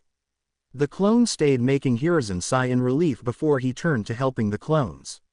Training Field 52. Guy stood across from Naruto, who decided to forego his jacket since it wouldn't be helpful right now, and looked at him intently. "All right, now do you have a preference for taijutsu or have learned any taijutsu styles?" Guy asked, and Naruto shook his head, making Guy frown. "I see. Well, the benefit of that is you can learn one style easily since there will be no conflicting stances in your mind." Guy stayed, making Naruto sigh in relief since he thought it was going to be a big problem. "All right, since Lee and I specialize in the strong fist style, it would be best not to have you learn that right now, as it would put you at a disadvantage against Neji. He's seen myself and Lee training and using it too many times for it to be fully effective." Guy stated, knowing there was nothing wrong about stating an obvious fact like that. "With that in mind, you and I are going to have a spar so I can get a feel for your preferred fighting style and then help you from there," Guy stated, making Naruto nod before taking his own form of ready stance. Later, Guy could honestly say he had never been as out of breath as he was right now. What Naruto lacked in precision, speed, and technique, he made up for with a lot in raw power, determination, and stamina. Not even Lee had as much raw strength and determination when fighting, and that was saying something. Guy knew fully well that Naruto was wearing weights and gravity seals, but still, the way he fought with everything he had and kept going after being knocked down or away was something else. As for the style to train him in, Guy was definitely training him in the strong fist at some point. While the different lotus techniques were probably not going to work for him, the basic style of fighting would fit him perfect, especially with his speed increasing steadily. For now though, there were a couple of styles that would fit Naruto, and one stuck out as the best option for him to increase his skill and help him in the long run. Alright Naruto, I've seen enough. Guy stayed, making Naruto relax and take some calming breaths. Naruto isn't even breathing heavily yet and we've been fighting for a good 3 hours. Guy thought before shaking those thoughts away, I've got a style that should suit your needs both currently and in the future. The only issue is I'm not well versed in it, so I can get you started and help you with it, but can't fully train you in it. Guy stated, making Naruto frown in confusion. I may be a taijutsu master, Naruto, but that doesn't mean that I've mastered every style there is. It just means that when it comes to taijutsu, I am very hard to defeat and that I've mastered at least one style. Guy stated, seeing Naruto's frown and making Naruto nod. Now, since I can't fully teach you the style I have in mind, I am going to teach you a style I know very well that can help set the groundwork for the style. The reason being that they are very similar to each other, but one relies more on speed and deflection while the other is pinpoint accuracy and power in the hits. Guy informed and then elaborated on, making Naruto nod again. Good, now the style we will be starting with is the Ichani fighting style, and upon getting the hang of it will set the groundwork for the Wing Chun style that I believe will be of use to you even if it doesn't fully fit your style of fighting. Guy informed, causing Naruto to get a fire in his eyes that told Guy that the boy intended to master them both. Part of Guy actually believed he could too. Alright, let's first get you comfortable in the starting stance. Guy stated as he began instructing Naruto on the different forms of Ichani that he can work towards, as it was based around giving options and different characteristics of fighting for their user. The user also had to be able to endure attacks too, since sometimes the best way to strike an enemy is to let them get a hit in before making them pay for said hit. Wing Chun though was an all-around form of fighting, as it was about quick, precise, accurate strikes while deflecting and reading your opponent's moves quickly and effectively. The user though needed to build up muscle and tolerance around the forearms, since they usually were used for blocking a variety of hits, and a wooden training dummy with multiples arms was used. One user was reported to have taken down 10 highly trained taijutsu users single-handedly all at once. Naruto could honestly say that he was looking forward to the training a great deal. Day 7. Naruto was still a bit sore from his taijutsu training the previous day, but it had been well worth it. Thanks to the shadow clones, he had been able to get the stances they had covered down so he could move into them on reflex. While the clones trained in the stances, Naruto was sparring with Guy and a batch of his own clones to better get acclimated to the way of fighting. As an added bonus, he had his clones remove their weights and seals so he'd have to adapt to fighting opponents that were faster than him. When Guy asked why, Naruto merely informed him that he couldn't take the chance that someone he faced would be faster and not be able to somehow keep up. When Lee fought Gaara, Naruto couldn't follow him at all, so what would happen if Naruto ever fought someone that was as fast or even faster than Lee? The answer: he'd get his kicked 6 ways to Sunday. Hence why he wanted to start training to be able to track, follow, and react to opponents of that speed. Even if he never fully achieved the speed that Lee did, Naruto wanted to be sure he could at least keep up with his eyes and brain so his body could possibly react in time. Guy had agreed and even suggested that next time they trained that he himself would remove his weights and fight Naruto and his clones, while a set of clones would sit off to the side focusing on watching the fight. If they could follow the movements from an observer's point of view, then it would help to follow it from a fighter's point of view. Naruto broke from his thoughts as the door opened and he was surprised that Anko Mitarashi came in with her usual attire. Come on kid, I got 3 weeks to help whip you into shape and I'm not going to waste a minute of it. Anko stated, making Naruto quickly follow her, leaving a chuckling Hiruzen behind. Naruto was idly surprised as they were back at the Forest of Death. Listen up kid, I'm gonna be helping you with accuracy, agility, my own style of taijutsu, poisons, quick herbal remedies, and fighting unfairly. We're ninja, that means we sneak in, slit our enemies' throats, and then sneak out. If you want honorable or the like, then become a samurai or challenge someone to an honor duel, otherwise you play and fight to win always. Anko stated, making Naruto nod as he stood straighter. Good, now I plan to work you to the bone and I better not hear any whining or complaining about it or I'll send you to the hospital faster than you can say Hokage. Anko stated, and Naruto nodded again with a fierce look in his eyes that actually impressed her. Okay, first up is agility training, which is easy, you're just gonna have to dodge. She stated with a sickly sweet smile as she started throwing kunai, senbon, and shuriken at Naruto, who yelped before dodging and weaving through the sharp metal instruments of death and pain. The whole time Anko just kept her smile and laughed viciously at him. 3 hours later, Naruto was panting slightly while his clothes were a bit cut up and torn in some areas as Anko was smiling at him, pleased with both herself and him for doing so well since she didn't draw more than a few drops of blood from him. The few times she didn't throw at him, she'd attack in taijutsu using her flexibility and agility to attack him at different angles. Naruto looked at his clothes and frowned. At this rate I'm going to need a bunch of new clothes. He thought since the training was slowly killing all of his clothing and dwindling it down to near nothing. He broke from his musings as Anko spoke up. Not bad kid, I've seen Jonin do far worse than you did and you didn't even have any real warning. At this rate I'll have you able to dodge almost anything, she stated with a sickly sweet smile that made Naruto sweat drop a bit. However, a thought came to his mind that also reminded him of something concerning Kabuto, Anko-sensei. Naruto started making Anko freeze and look at him in surprise, which confused him. Sensei? Anko asked in confusion and Naruto shrugged. Well, you are teaching me, aren't you? Should I not call you sensei? Naruto asked and Anko blinked before shaking her head. No, it's fine, just never had anyone call me that before. Anyway, what did you want? Anko asked and Naruto blinked before speaking. Well, I was just wondering why you have the smell of snakes around you exactly. Is it because of the forest or is it something else? Naruto asked, making Anko stiffen slightly and turn away with a saddened expression. It's because I have the snake summoning contract. Something my bastard of a former teacher let me have before he betrayed me in the village. Why do you ask? Anko stated bitterly before looking at Naruto questioningly with a slight undertone of anger. Well, it's just you're not the first that I smelled the scent of snakes on. There was that creepy guy Orochimaru in the Forest of Death, then the Sound Team, and then another Leaf Shinobi, but I guess it could have been if he was hanging out with you. Naruto stated, making Anko tense a bit at the first mention, narrow her eyes at the second mention, but she was confused on the third. Who was that? Anko asked since she was around a few people but no one ever mentioned smelling of snakes. That guy Kabuto Yakushi. Naruto asked, making Anko frown. I've never met or interacted with the guy. Anko stated, making Naruto frown. Well, if he didn't get the scent from her, then he had to have gotten it from, oh shit. Naruto started thinking before widening his eyes in horror. What is it, kid? Anko asked with a frown. Anko, was your teacher Orochimaru? He asked frantically, making Anko nod. Then we need to get to Gramps now. The village could be in trouble. Naruto stated, and Anko frowned before quickly grabbing him and using a shunshin to get to the tower quickly.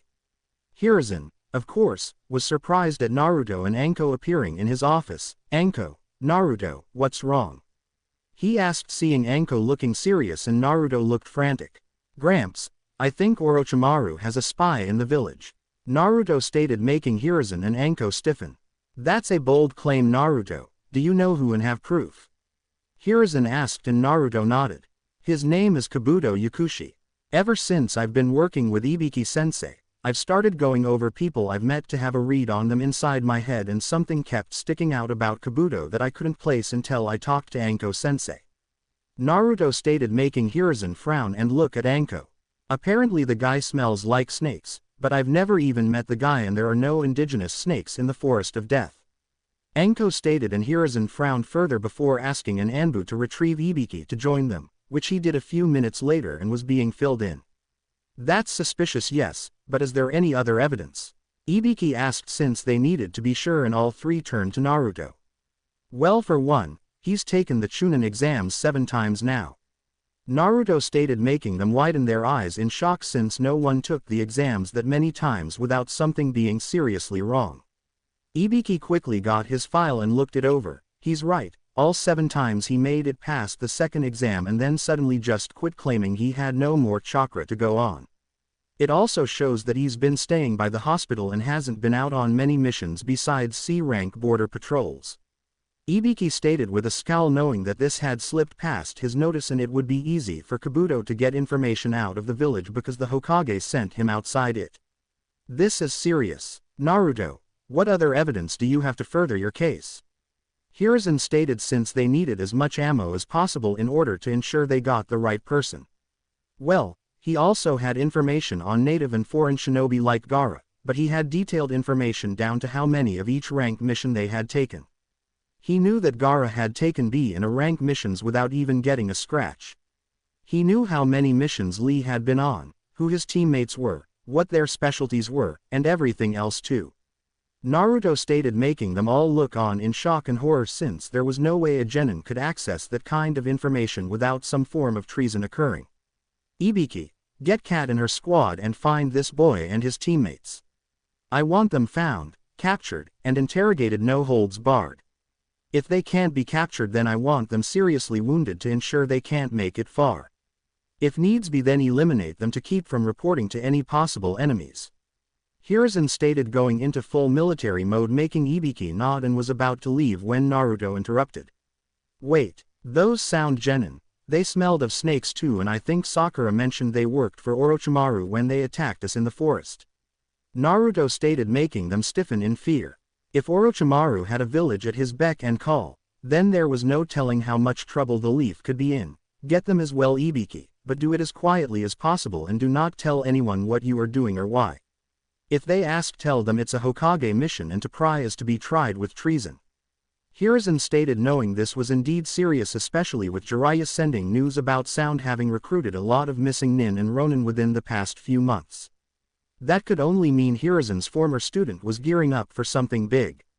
Without wasting a moment, Ibiki was gone to carry out his orders while mentally reminding himself to possibly get Naruto placed in the intelligence corps. If he turned out to be correct on this, then he could have saved countless lives for the village. Hiruzen sat back in his chair and sighed. Not for the first time was he feeling his ever-growing age coming upon him. He then looked at the blonde youth in front of him and couldn't help but see his parents at that age overlapping him. This boy, he may have just yet again performed a service for the village greater than anyone but a few in a room would know. If he keeps this up, he may just take this hat from me himself. Hiruzen thought with a happy smile, knowing Naruto was truly shaping into the shinobi he knew he could become. Naruto, if this information turns out to be accurate, you will be well rewarded and compensated for not only protecting Konoha from an outside threat that could be greater than we know, but also for identifying and removing spies that have been able to hide for too long. Hiruzen stated in his Hokage-like tone and presence, making Naruto chuckle while scratching his head in embarrassment. I like you, kid. You ever need anything, let me know. However, don't expect me to take it easy on you any days that I'm still gonna be training you. Anko stated with a sadistic grin, and Naruto merely grinned back. I'd be insulted if you did, Anko-sensei. Naruto stated, making Hiruzen chuckle at the two. He truly hoped he got to live long enough to see how much Naruto would grow. 3 days later, 10th day of training. Naruto was walking with Ibiki and Anko in the T.I. Tower doing his next bout of training, the practical kind. He was here to try his hand at breaking a prisoner and getting the information from them.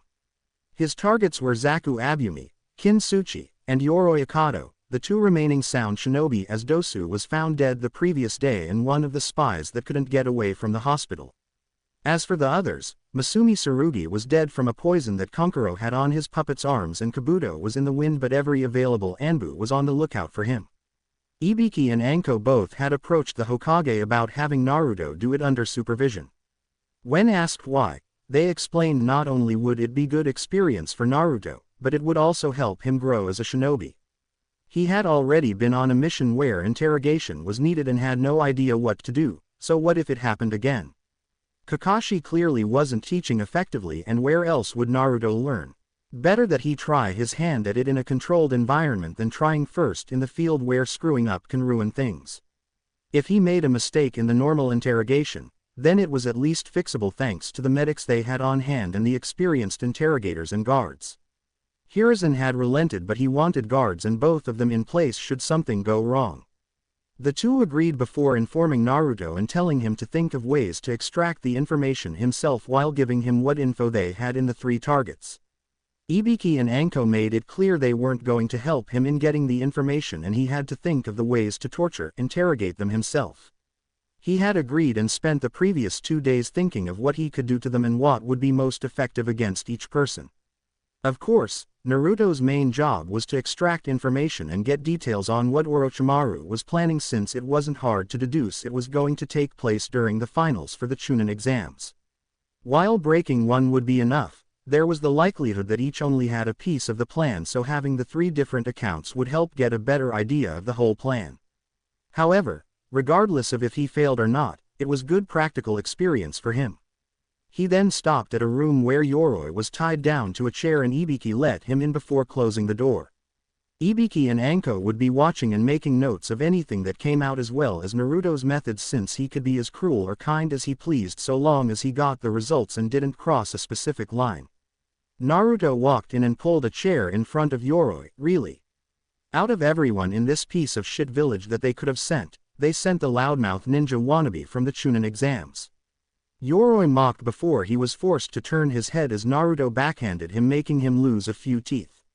"You don't talk unless I ask you a question," Naruto stated coldly as he sat in his chair in front of Yoroi. "Now let's make something clear. You're a traitor to my village, which means I have carte blanche to do whatever I please to get you to talk, and I know how to do so while being painful about it," Naruto stated, knowing that he had to be serious and cold right now since the safety of the village was at stake.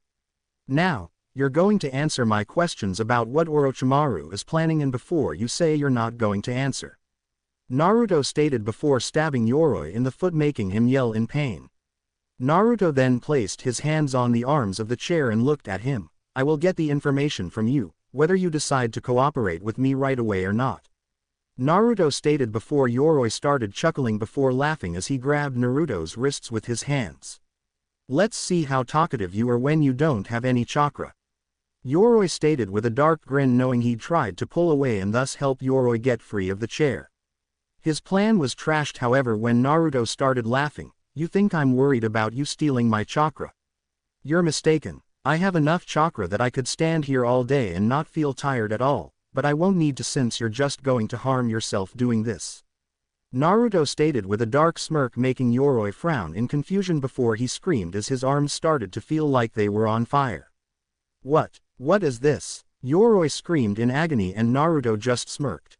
"Apparently Kabuto or Orochimaru didn't tell you just who I am," Naruto stated before leaning into his ear. "I'm the Jinchuriki of the Kyuubi," Naruto stated, making him stiffen and widen his eyes in horror. "My seal slowly puts Kyuubi's chakra into my own to be absorbed and changed into my own, but it takes time to do that and your body isn't accustomed to a Bijuu's chakra. So right now the chakra is slowly eating away at your chakra coils and the pain will only get worse the longer you're draining me," Naruto stated before he grabbed Yoroi's hands when he tried to let go. You don't get off that easily. Looking back on how you acted with your teammates, you were always so careful not to touch them, which leads me to believe you can't control when you start draining chakra and when you stop.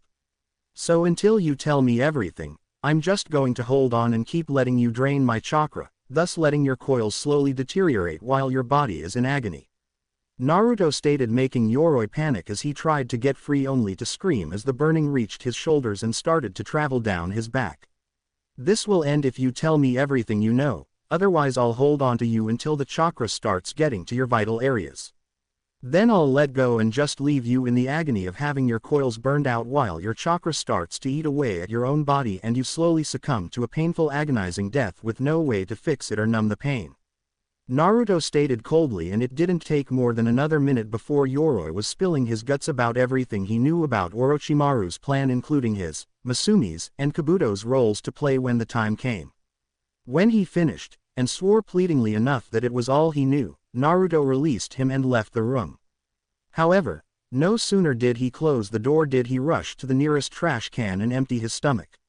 It felt wrong and somewhat sickening to do that and mean it, but Naruto knew he had to, since part of his career choice was interrogation, assassination, torture, resisting torture, and other dark aspects that civilians were better off not knowing about. He caught his breath as he felt a hand on his shoulder and turned to see Ibiki there holding a handkerchief, which Naruto took and wiped his mouth and face with. "First one's always rough. Anyone tells you differently is a liar. Just take it one step at a time and you'll start being able to stomach it better, but you'll never truly be numb to it. Ibiki stated, making Naruto nod before he took a cup of water and splashed his face a bit with it to help him relax a bit. Once he was settled, he was led to Zaku's room while still hearing Yoroi screaming in pain from what the bit of Kyuubi's chakra had already done. Entering the room, he could see Zaku was already in rough shape since his arms couldn't be reattached and the nerve damage was making him be in constant pain. Of course, since being there, he had received no medication for the pain and it was only making him move in the chair more. I see you're settled in nicely, Naruto stated, going to a table where a cloth over an item lay. Konoha trash, Zaku snarled before hissing in pain at the movement causing his stumps to hurt. Yeah, save the tough guy act for someone who cares. Let's just cut to the chase of things, shall we? I know you work for Orochimaru. I know he has something planned concerning the finals of the Chunin exams, and I know he sent your team to test Sasuke after getting the curse mark, meaning you were just cannon fodder for him. Naruto stated, bringing the object and cloth with him as he sat in front of Zaku. Now, what I want to know is what he has planned and what he's going to do specifically, since your ally Yoroi didn't have all the specifics, and from what you can hear he wasn't treated nicely before he talked. Naruto stated, making Zaku scowl, but there was some fear in his eyes since he had heard how Yoroi was said to be fearless and had a high tolerance for pain thanks to Kabuto. Do your worst. I don't care if you kill me, I'll never tell you anything. Zulu stated, making Naruto chuckle before laughing. Kill you? Oh no, I'm not going to kill you, that would be too merciful. Naruto stated before looking darkly at Zaku. No, I'm going to use this for some of it. Naruto stated, removing the cloth, making Zaku's eyes widen since it was Dosu's melody arm. You bastard, you killed Dosu, Zaku shouted before grunting as his stumps flared up. No, I didn't, apparently he had a bone to pick with Suna's Jinchuriki and died because of it. Naruto stated, making Zaku stiffen since he knew who that was, but back to your troubles, we've studied this and know the basic workings. What I'm going to do with it is connect it to your chair so that every time you move it will send a chime that will not only cause excruciating pain, but will make your brain start making the nerve endings flare up, causing greater pain. Naruto stated, making Zaku pale slightly. Then I just want move, you. Zaku shouted and Naruto merely smirked. Who said that was all there was to it? Naruto stated, making Zaku resist the urge to gulp. The whole time this is set up, I'm going to be having one of our specialists cut off the rest of your arms, then your toes, your feet, then your legs, then we'll take your eyes, your nose, and your tongue. But not your ears. Oh no, that wouldn't do. After we stabilize you and ensure you're not going to die of infection or anything, I'm going to have you transported to a town in Fire Country, asking people to take care of you and compensating them. However, the whole time you'll have to hear people talk about that thing, how that thing used to be a person, what happened to that thing to make them that way, what could have happened to that thing, look it's that thing, and so on and so on. I'll have a ninja come by to check and see if you want to talk, and if not we just move you to a new town where you'll have to hear it all again and again, since I can use this little trinket to make sure you hear every single detail and word spoken about you, but you'll never be able to do anything about it. Then, once you've broken and told me everything, will I be merciful and kill you, but if the info is wrong or becomes useless then I'll leave you like you are for the rest of your life as you drive yourself mad hearing everything. Naruto threatened, making Zaku pale considerably while looking sick at the thought of that. Needless to say, Zaku quickly spilled his guts, figuratively, as being in prison was better than that. Ibiki took down everything since Anko was, well, I think I'm in love. Anko shouted with hearts in her eyes. What she had witnessed was so cruel, sadistic, and unnecessarily brutal that it made Anko's heart skip a few beats and her body to heat up. She'd definitely be spending time helping Naruto now, if only to see if his stamina related to other matters too. Ibiki merely sweat dropped and kept writing down the information. Right, maybe keep taking the information since we need to know everything. He stated, making her pout before she started writing down things too. Within 10 minutes, Naruto had all that he needed and left Zaku to stare at the melody arm in fear since it could still be used to inflict some pain just for the hell of it. Now it was Kin's turn, and Naruto had an idea, even if it was a bit unorthodox and maybe a tad perverted. He honestly didn't like to hurt women that couldn't fight back, so he went with the other form of torture. Entering the room, he held down a blush since unlike the other two, Kin was in her underwear, which were both black and showed her budding figure, and nothing else. The reason being because kunoichi typically had more areas to hide things with than males did. He also idly noted that she was a C-cup. Looking up, she snarled at him, already guessing he was her interrogator-torturer. "I see they made you comfortable," Naruto stated before going and grabbing a tray covered by a cloth before moving to sit in front of Kin. "Do your worst, pervert. I can take pain and torture."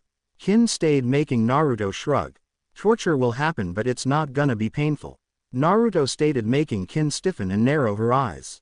"You bastard. I'll bite my own tongue off before I let you rape me," Kin stated before she was slapped hard and helped by the throat.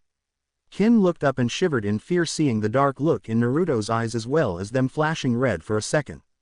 "Let's make one thing perfectly clear, I do not rape women. Is that clear?" Naruto growled out, and Kin mutely nodded her head before Naruto let her go. "Good. As for your torture, don't worry, neither myself or anyone else is going to lay a finger on you while I'm interrogating, but you'll still be enjoying it," Naruto stated, making her frown in confusion before Naruto took the cloth off the tray.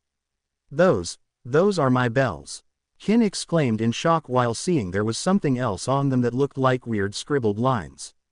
"Correction, they were your bells. After examining them and then working out how they operate, I had 2 teachers of mine help me change them to suit the need I have," Naruto stated as he took the bells attached to Sanbon and stabbed them at different spots in the chair before sitting and showing he had ninja wire connected to the bells in his fingers. "So what, you're going to put me in a pain illusion?" Kin asked, not seeing what the big deal is. Naruto's reply was merely to smirk before he flexed his fingers, causing the bells to jingle. Immediately, Kin jolted in the chair with a squeal as her panties got wet and her nipples hardened. Anko and Ibiki were both surprised at the reaction since they didn't know what Naruto had planned, just that he did in fact have a plan. What was that?" Kin panted as her whole body was hit with a wave of pleasure the moment she heard the bells ring. "Oh, with the help of my teachers, I reversed the effects of your bells. Instead of pain, they give pleasure by taking some of my chakra and sending it to your brain via sound waves. It's only hitting you even harder, since it turns out my chakra is actually a body stimulant close to that of an aphrodisiac, so it has even greater effects on women," Naruto stated as he jingled them again, making Kin release a long moan. "And depending how hard I make them jingle in the order, then the various levels of pleasure you receive," Naruto stated as he jingled them again. And how is this torture?" Kin asked, panting with a blush on her face. "Simple. The bells are also wired so that no matter how much pleasure they give, you'll never be allowed release," Naruto stated, smiling as Kin looked at him in horror. "Yup, I can give you as much pleasure as possible, but that not an itch you feel will never go away. Stuck in a perpetual aroused state with no hope of achieving orgasm," Naruto stated, making Kin pale considerably. "You bastard," she started before moaning again as Naruto moved the bells. "Also, before you go thinking that I'll be affected, the bells have a range limiter applied to them. Nothing outside of a foot radius is affected by them.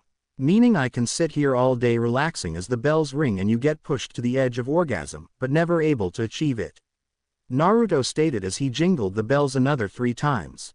On the outside, both Ibiki and Anko were shocked at the plan Naruto had created, since both male and female prisoners could be affected by that trick. "Kid's going to make our jobs easier than before. Can't wait to see what he cooks up later," Ibiki stated, making Anko nod. Said woman was also in a daze, thinking of the other uses for those bells, specifically the bedroom uses. Whether on the receiving end or not, those bells could be a lot of fun. She also made a note to ask where he got the idea from. After about 5 minutes, Kin was a panting mess. Her panties were completely soaked and her nipples felt like they'd tear through her bra at any second. It didn't help that, whether it was intentional or not, the bells were making her mind picture Naruto actually touching her and making her feel the pleasure. What she didn't know was that the bells weren't doing that at all. It was her own mind doing that, both because she wouldn't mind and because it was trying to justify the pleasure it was receiving. Naruto then stood and walked over to a few water bottles and brought one over. After opening it and taking a drink, he then offered it to Kin, who gladly took several drinks. She knew at the rate her nether regions were going that she was going to be dehydrated soon. Naruto then removed the bottle and capped it, letting Kin take some breaths. Are you ready to talk? Because I can keep doing this for hours. Naruto stated, getting Kin to whimper. Please, no more. I'll talk. Just please let me come. Kin pleaded since she couldn't fathom suffering this for hours when her body was already in this bad a shape after only minutes. Tell me everything and then I'll let you. Naruto stated, making Kin whimper before she started telling him everything, with Ibiki and Anko taking it down in detail. Once she was done, Naruto nodded and then jingled the bells differently than he had before. The effect was instant as Kin threw her head back and squealed loudly as she came harder than she ever had before in her life, causing her to soak her seat in her underwear. Kin hunched over, gasping and panting from the experience. She almost felt like she was floating during the experience, as it was that pleasurable and satisfying. Well then, besides someone coming in to re-verify the information you gave us, we're done here. Naruto stated as he stood to leave. Wait, Kin asked breathlessly, making Naruto pause. Please, take me as your slave. She asked, making Naruto stiffen and the two senior interrogators to raise their eyebrows in surprise. I know what awaits me, death or imprisonment in an unimaginable hell. I don't want that.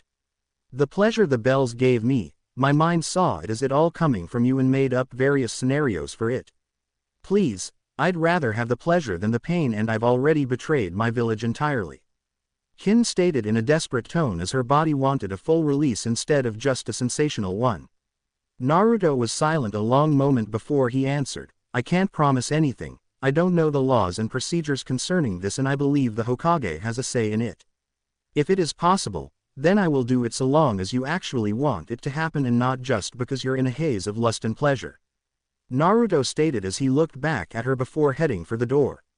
Thank you, Master. Kin stated as Naruto left and found Ibiki and Anko there waiting for him. Naruto merely looked at Ibiki as they walked to deliver their reports to the Hokage. She's not wrong in the fact all that awaits her is a cell in a prison or execution, since she not only joined a traitor's village but also helped a plan to invade the village. While not common nowadays, captured ninja have become slaves either to the ruling authorities or the one who broke them. It was usually used for captured ninja that had bloodlines, a unique skill or trait, are considered extremely talented, that offspring from them would benefit the village should they have any. Especially if their owner had a bloodline as well, since that increased the chances of a new bloodline or a child with both. Normally the Hokage has the final say, but usually they allow it for the person that broke them unless a lord or lady requested the person be their slave. Ibiki explained since it was true, and Naruto merely nodded. I see. Well, if the Hokage gives permission, then I will offer her the chance when her mind is clearer than it was in there. I don't want to take her in and then have her resent me because it wasn't what she honestly wanted. Naruto stated as he'd take her in if she wanted, but he sure as wasn't going to exploit, force, or use her in any way. He wasn't like Zabuza, seeing someone as a tool until they managed to prove themselves enough, and he sure as wasn't going to be like Gato. That's respectable, kid. Just make sure your enemies don't always know that, or they may try to take advantage. Ibiki stated since a person could have honor and respect, but you can't let it be the leading forces when in battle, since in their world the only thing that mattered was you won and lived and your enemies lost and died. Granted, there were exceptions, since capturing enemies for information, bounties, hostage exchanges, double agents, spies, etc. were always a good thing to have. They were more key in wartime, but having them in times of peace meant there was a chance of preventing war. Ibiki broke from his musings as Naruto nodded. I know, Ibiki-sensei. Naruto stated, making Ibiki nod as they walked before Anko chimed in. By the way, kid, where did you come up with that torture for Kin? Anko asked, and Naruto chuckled slightly while scratching the back of his head. I had help from Jiraiya-sensei and Kurenai-sensei. I had the idea when I heard some women complaining that their partners were torturing them by never letting them finish. I hadn't fully understood what they meant until later, but I figured it out and then asked Jiraiya and Kurenai for help in making the bells able to do that for the genjutsu 2 days ago. Jiraiya made seals and Kurenai helped figure it out for genjutsu related, thus the final product. Naruto stated, making them blink a bit since it was an ingenious way to use the genjutsu since it was bulked up by the seals. Okay, just one more thing, any chance I could get my own set to play with? Anko stated, then asked with a grin, making Naruto and Ibiki sweat drop. I guess I'd need Jiraiya to make another batch of the bells though. Naruto stated, making Anko grin as they entered the office, seeing Hiruzen and Jiraiya there. The three then lost all relaxation and faced the Hokage seriously. Sir, we have a serious problem. Ibiki stated before they gave the three detailed reports on the matter at hand as well as the situation Naruto just found himself in. By the end of it, Hiruzen looked and felt a decade older. I'm seriously getting way too old for this shit. Hiruzen stated, getting chuckles from the others. You could always hand the hat over to me now, Gramps. Naruto stated with a grin, making Hiruzen chuckle. Sorry Naruto, while you are indeed improving and getting closer to that goal, you are still a ways off from getting the hat. Hiruzen stated, making Naruto pout slightly, getting more chuckles from the group. Hiruzen then straightened himself and grew serious. Regardless, I want all Anbu recalled to the village and heavier patrols. I also will want extra members disguised around the nobles and civilians. Jiraiya, the snake summons will be your primary concern. Hiruzen ordered, going into full Hokage mode. Jiraiya nodded. Got it, but I'd also like to enlist Naruto and his clones in setting up a trap field outside and inside the village. The kid nearly took my head and my arm when I tested him in trap making, and I can only imagine what he'll do if we give him better supplies. Jiraiya stated, making them raise an eyebrow and look at Naruto. Hee, my pranks kind of gave me an in-depth knowledge of wires, subtlety, intricacy, and layers of attacks. Naruto chuckled slightly, scratching the back of his head. Very well, Naruto, you will have a few days before the finals to set up the outside traps.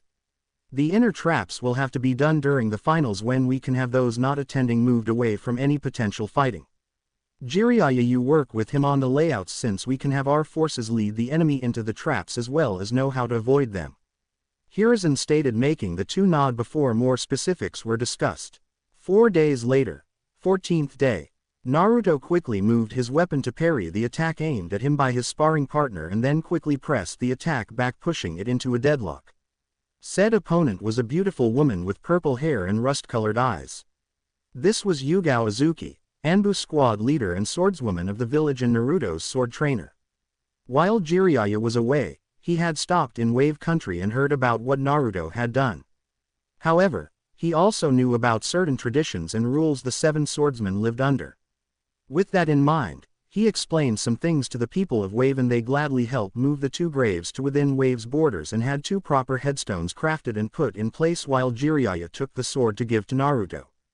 It was in the written report by Sakura, Tazuna, Kakashi, and Naruto himself that Zabuza stated Naruto had beaten him regardless of if Kakashi had wounded him or Gato's thugs had killed him.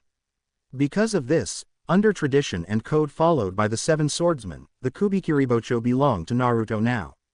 Naruto had objected at first until Jiraiya informed him of the traditions and the fact that someone at any time could just walk up and take the blade. Meaning that Zabuza's blade could end up in the hands of someone who wouldn't respect it like it deserved. Naruto had relented at that and began practicing with it while Jiraiya worked on something to help, giving him more options in a fight. Which partly led to the current situation, as Jiraiya had a seal engraved into the blade to allow it to shift in size.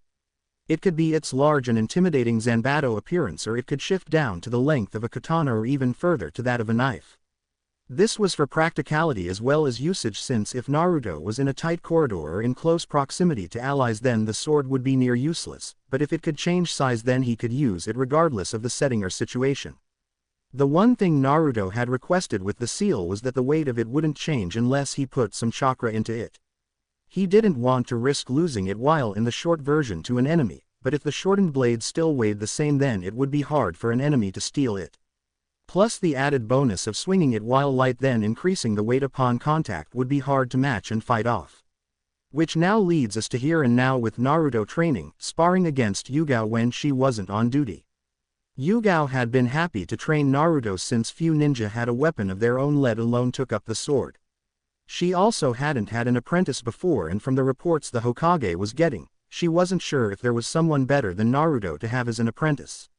The first day she had him perform stances and basic swings before having him do them over and over again till he could do them on near reflex, which wasn't hard because of the shadow clones.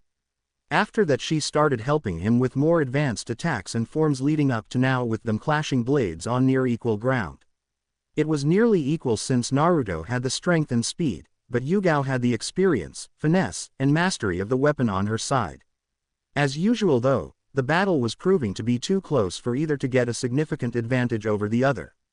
Yugao could handle his attacks better, but Naruto could power through hers, making them nearly evenly matched since Naruto still had stamina to spare while Yugao would get winded soon. The two finally called it a draw and sat down taking a breather. "You've improved a lot, Naruto. To think less than a week ago you could barely handle the sword and now you're fighting me to near equal ground." Yugao stated, though there was more pride than jealousy since Naruto was essentially putting years of hard work into his training through the shadow clones. He just happened to get the payoff faster than people normally did. "Thanks, Yugao-sensei. That means a lot, but I couldn't have done it without you," Naruto stated, knowing that it could sting someone's pride a bit to see someone younger rising to their level quickly, but the fact that said person was their student helped ease the blow. "How goes your other training? With the event coming up I haven't had as much time to hear about it," Yugao asked, knowing they weren't supposed to mention the invasion and only call it the event, knowing people would think it was the Chunin exam finals. "It's going good. I'm working on cutting water with my wind now under Asuma-sensei's teachings, while he also has had me start working on making a cutting edge over weapons. He's also been helping me with strategy and planning by having me play against Shikamaru more. Gai-sensei says I'm progressing well with the Ichani fighting style and should be able to start the basics of Wing Chun soon. Kurenai-sensei has helped me get my chakra under much better control while also helping me with breaking from genjutsu, and we're trying to find a genjutsu that could fit me better since the basic illusions are still being overloaded when I try them. Ibiki-sensei has been helping me grow my knowledge base while also teaching me how to get information both directly and subtly. Enko-sensei has been helping me improve my agility, aim, and knowledge of points to hit for pain, death, or incapacitation, as well as escaping traps. Jiraiya-sensei has been helping me with strength, speed, sealing, control, patience, and ninjutsu," Naruto stated, since it meant a lot that he was getting help from so many people to make him into a better shinobi. Yugao smiled. "Well, you'll be making quite the impression during the finals then, won't you?" she asked, and he grinned and nodded before they started working again. 1 week later, 21st day of training. Naruto could honestly say the past week could only best be described as busy, as he hadn't done much else besides sleep, eat, plan his traps, and train as much as he could. If one of his teachers wasn't available due to preparation for the finals invasion, then he was refining the different areas further and trying to expand on others. Today though was different. Jiraiya had informed him that he had something special planned, and it wasn't toad summoning. Naruto had done toad summoning 3 days prior and got to know a few of the toads before summoning the boss toad Gamabunta.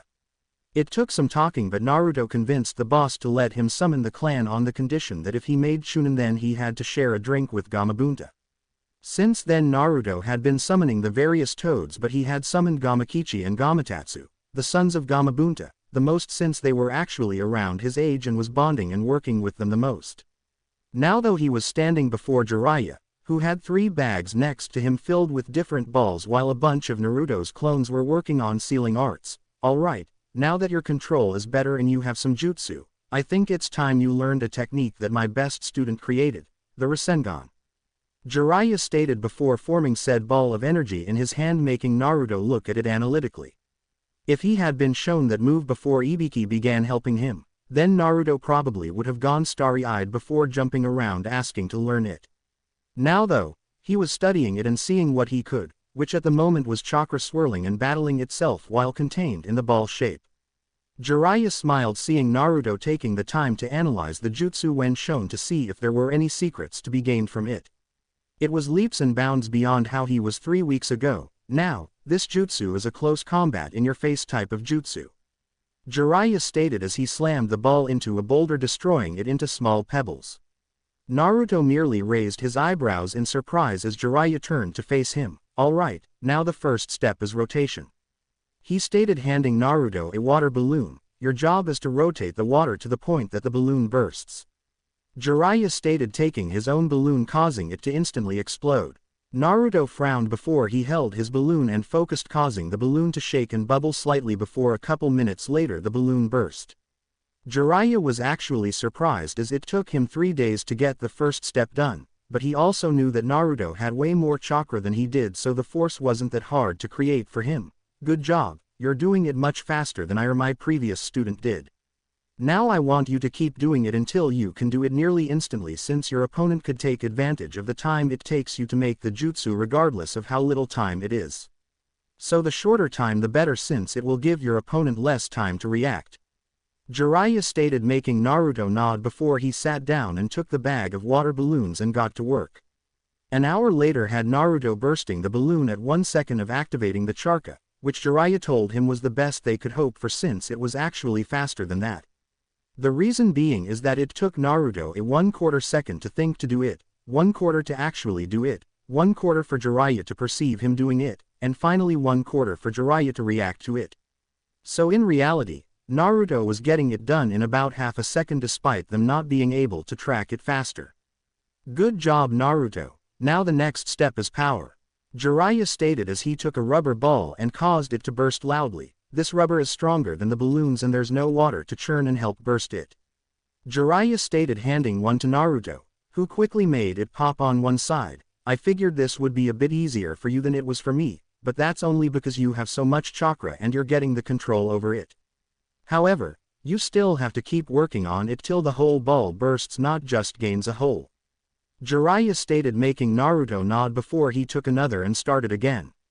This time he took longer, letting the chakra build up before releasing the control, making the ball burst into pieces. Better, but you can't take the time to build up the power, so keep going. Jiraiya stated as he went to check on the clones. Work point 8. Naruto could have used his clones to do this much faster, but when it came to jutsu, he wanted to be able to perform it first before using clones to refine it better. While it may seem naive or silly, Naruto wanted to get control of the jutsu himself rather than let the clones do it. He enjoyed learning and mastering the intricacies of jutsu and using them, and the clones would shorten that. Thus, it took another 4 hours to finally get the ball to explode quickly, and Jiraiya gave Naruto the third step, one of the balloons from step 1, but this time full of air. Step 1 was rotation, step 2 was power, and now step 3 is control. You'll be creating the spiraling and power in the balloon, but you must do it without the balloon bursting, since it means you'll have the sphere going and contained in your hand. This was the hardest step for both me and my student. The way you're progressing should indicate that you'll have it at least close to ready by the end of the day. You'll know you've succeeded when the balloon is shredded while the ball of chakra is still in your hand. Jiraiya stated confidently, making Naruto smile since he enjoyed having a teacher that was confident in his skills, and immediately got to work. Just a bit of warning, if the balloon pops, the chakra contained within will be freed and cause a bit of a violent reaction. Jiraiya stated, making Naruto nod as he decided to take it slow. He did it with the others and got the basic concept down before working on decreasing the time it took him to do it. This proved to be the correct course of action, as is 3 hours, and one exploding balloon. Later had Naruto holding the ball of energy with the balloon shredding off of it. Well, that's step 3, now I just gotta do it faster. Naruto mumbled to himself as he took another balloon and began the process again, intent to have the jutsu mastered before the day was done. 10 days later. Final day of training before the finals. Naruto sat in a small courtyard meditating in perfect stillness as 2 of the toads and Jiraiya had instructed. Said 2 toads were Shima and Fukasaku, and they wanted him to learn this as it would help with training he would undergo later on when he was stronger. At the time he was slightly annoyed since his Uzumaki instincts despised sitting still for too long, but he was able to slowly get the time build up to where he could go hours without even twitching a muscle, which had the added bonus of building his patience. The side benefit was also the fact that Jiraiya informed him that meditation could help replace sleep, as the mind could relax along with the body, but your awareness remained, letting you be able to react quickly while feeling rested. At the moment, he had a small army of clones outside the village setting up all of his traps, while each of his teachers was with a regiment of clones making refinements, corrections, or adding something new to help with his training for the future. Jiraiya had put him through the ringer the past month, helping his taijutsu, sealing, control, physical training, jutsu, summoning, patience, meditation, speed, agility, and other areas pushing him further and further. The Rasengan was by far the best jutsu, in Naruto's opinion, and he had mastered it within a day before he started having his clones working on making it with both hands at the same time, since if he missed with one then he could hit with the other. Jiraiya had also helped him begin working on his other affinities, and Naruto surprised him by making a jutsu for his lightning affinity. The other surprise came in his seals. Not only was he wearing over 500 pounds on each limb and his waist, but he also had the gravity set to 10 times normal. Even with that, he could still move at high Jonin speed when relaxed and Anbu speed when he actually put effort into moving as fast as he could. The toads had helped with control, water release, patience, swordsmanship, staff combat, collaboration jutsu, and taijutsu in the form of the frog kata. However, the latter he was informed couldn't be used to its fullest until later on when he had the training that would be used with meditation and the control he needed. Regardless, even without the training, the frog kata was still dangerous to be hit with. Especially when Naruto worked it into his current styles of combat, making him much more lethal in hand-to-hand combat. Kurenai had helped him with control, some mid to high level genjutsu that he could fully control, noticing signs of seduction, and even making a genjutsu, though he had yet to show her the finished product. He had in turn helped her improve her taijutsu, both to help her and as thanks for everything she had done. Kurenai had thanked him and given him a kiss on the cheek as well.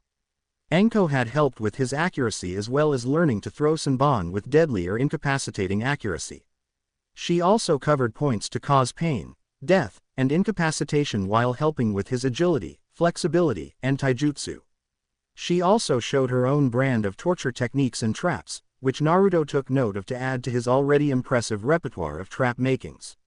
With Asuma, he had gotten his wind affinity under control and had made progress to fully mastering it.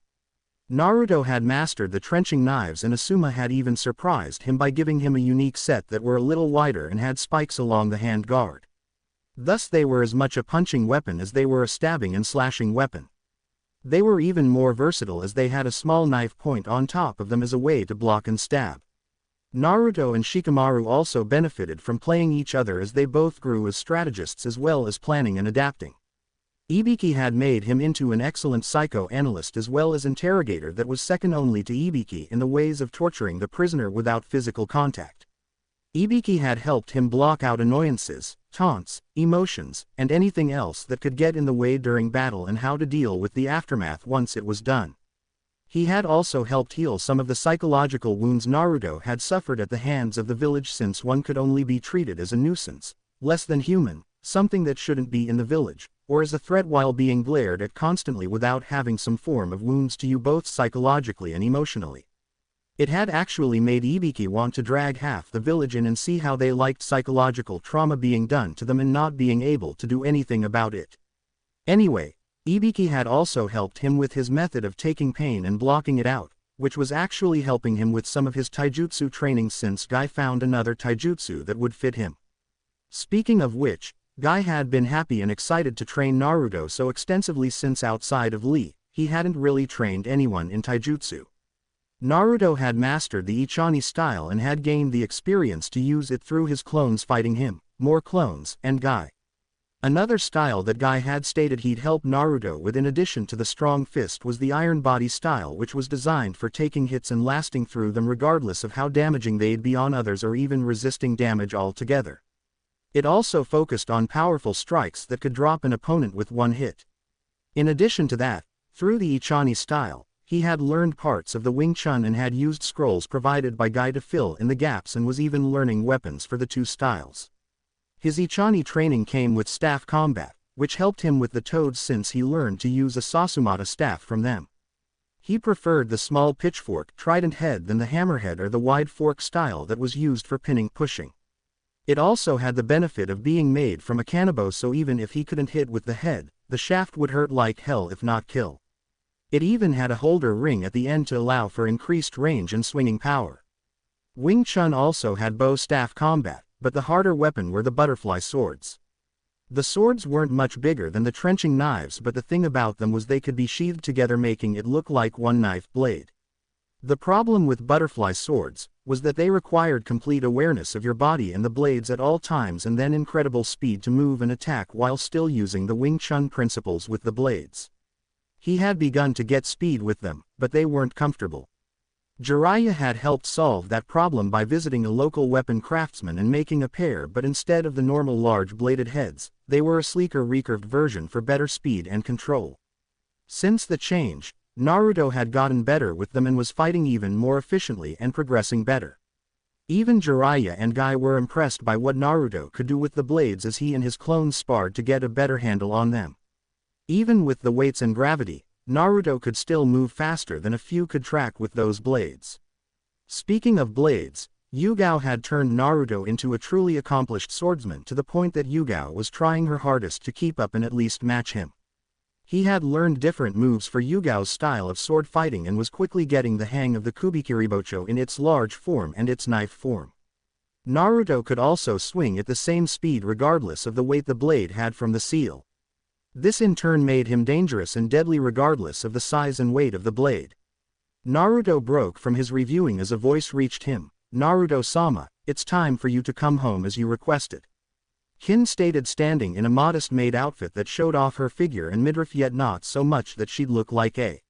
She only wore it in private settings such as in their home or the walled-off yard around said home.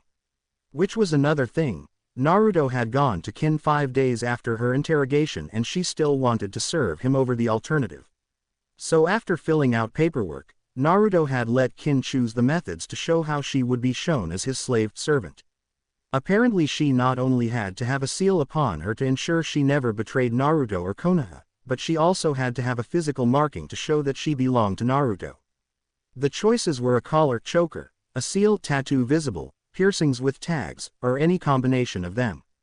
Kin chose a choker and belly button piercing, though Anko had talked her into piercings for her as well.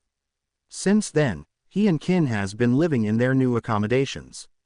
Said accommodations were the old apartments Naruto lived in, but Hiruzen had bought the place, renovated it, and turned the entire top floor into a penthouse before giving the deed to Naruto under the direction of payment for 3S rank missions integral to village security and safety. Even put the Hokage seal on the paperwork to make it official and unbreakable. Meaning anyone with a problem with his ownership and living arrangements could take their problem and shove it up their asses since no one would listen. Kin had also helped him with training as she had told him about the different sound-based jutsu and attacks her village had. It had given him some ideas and had a series of clones begin experimenting on it with a few promising results. He'd still need to experiment a bit, but if the early showings were this promising in him, then he'd have some attacks that were unique to him and him alone. Shaking those thoughts away, Naruto stood and smiled at his roommate, servant, since Kin refused not to stay in the penthouse with him. "Thank you, Kin, let's head home. We've got a big day tomorrow," Naruto stated, making her smile and nod as the two walked back to the complex. Tomorrow, Naruto had a tournament and a war to win, and he'd ensure all of his opponents knew his wrath. Deep within Naruto, a certain fox watched with interest.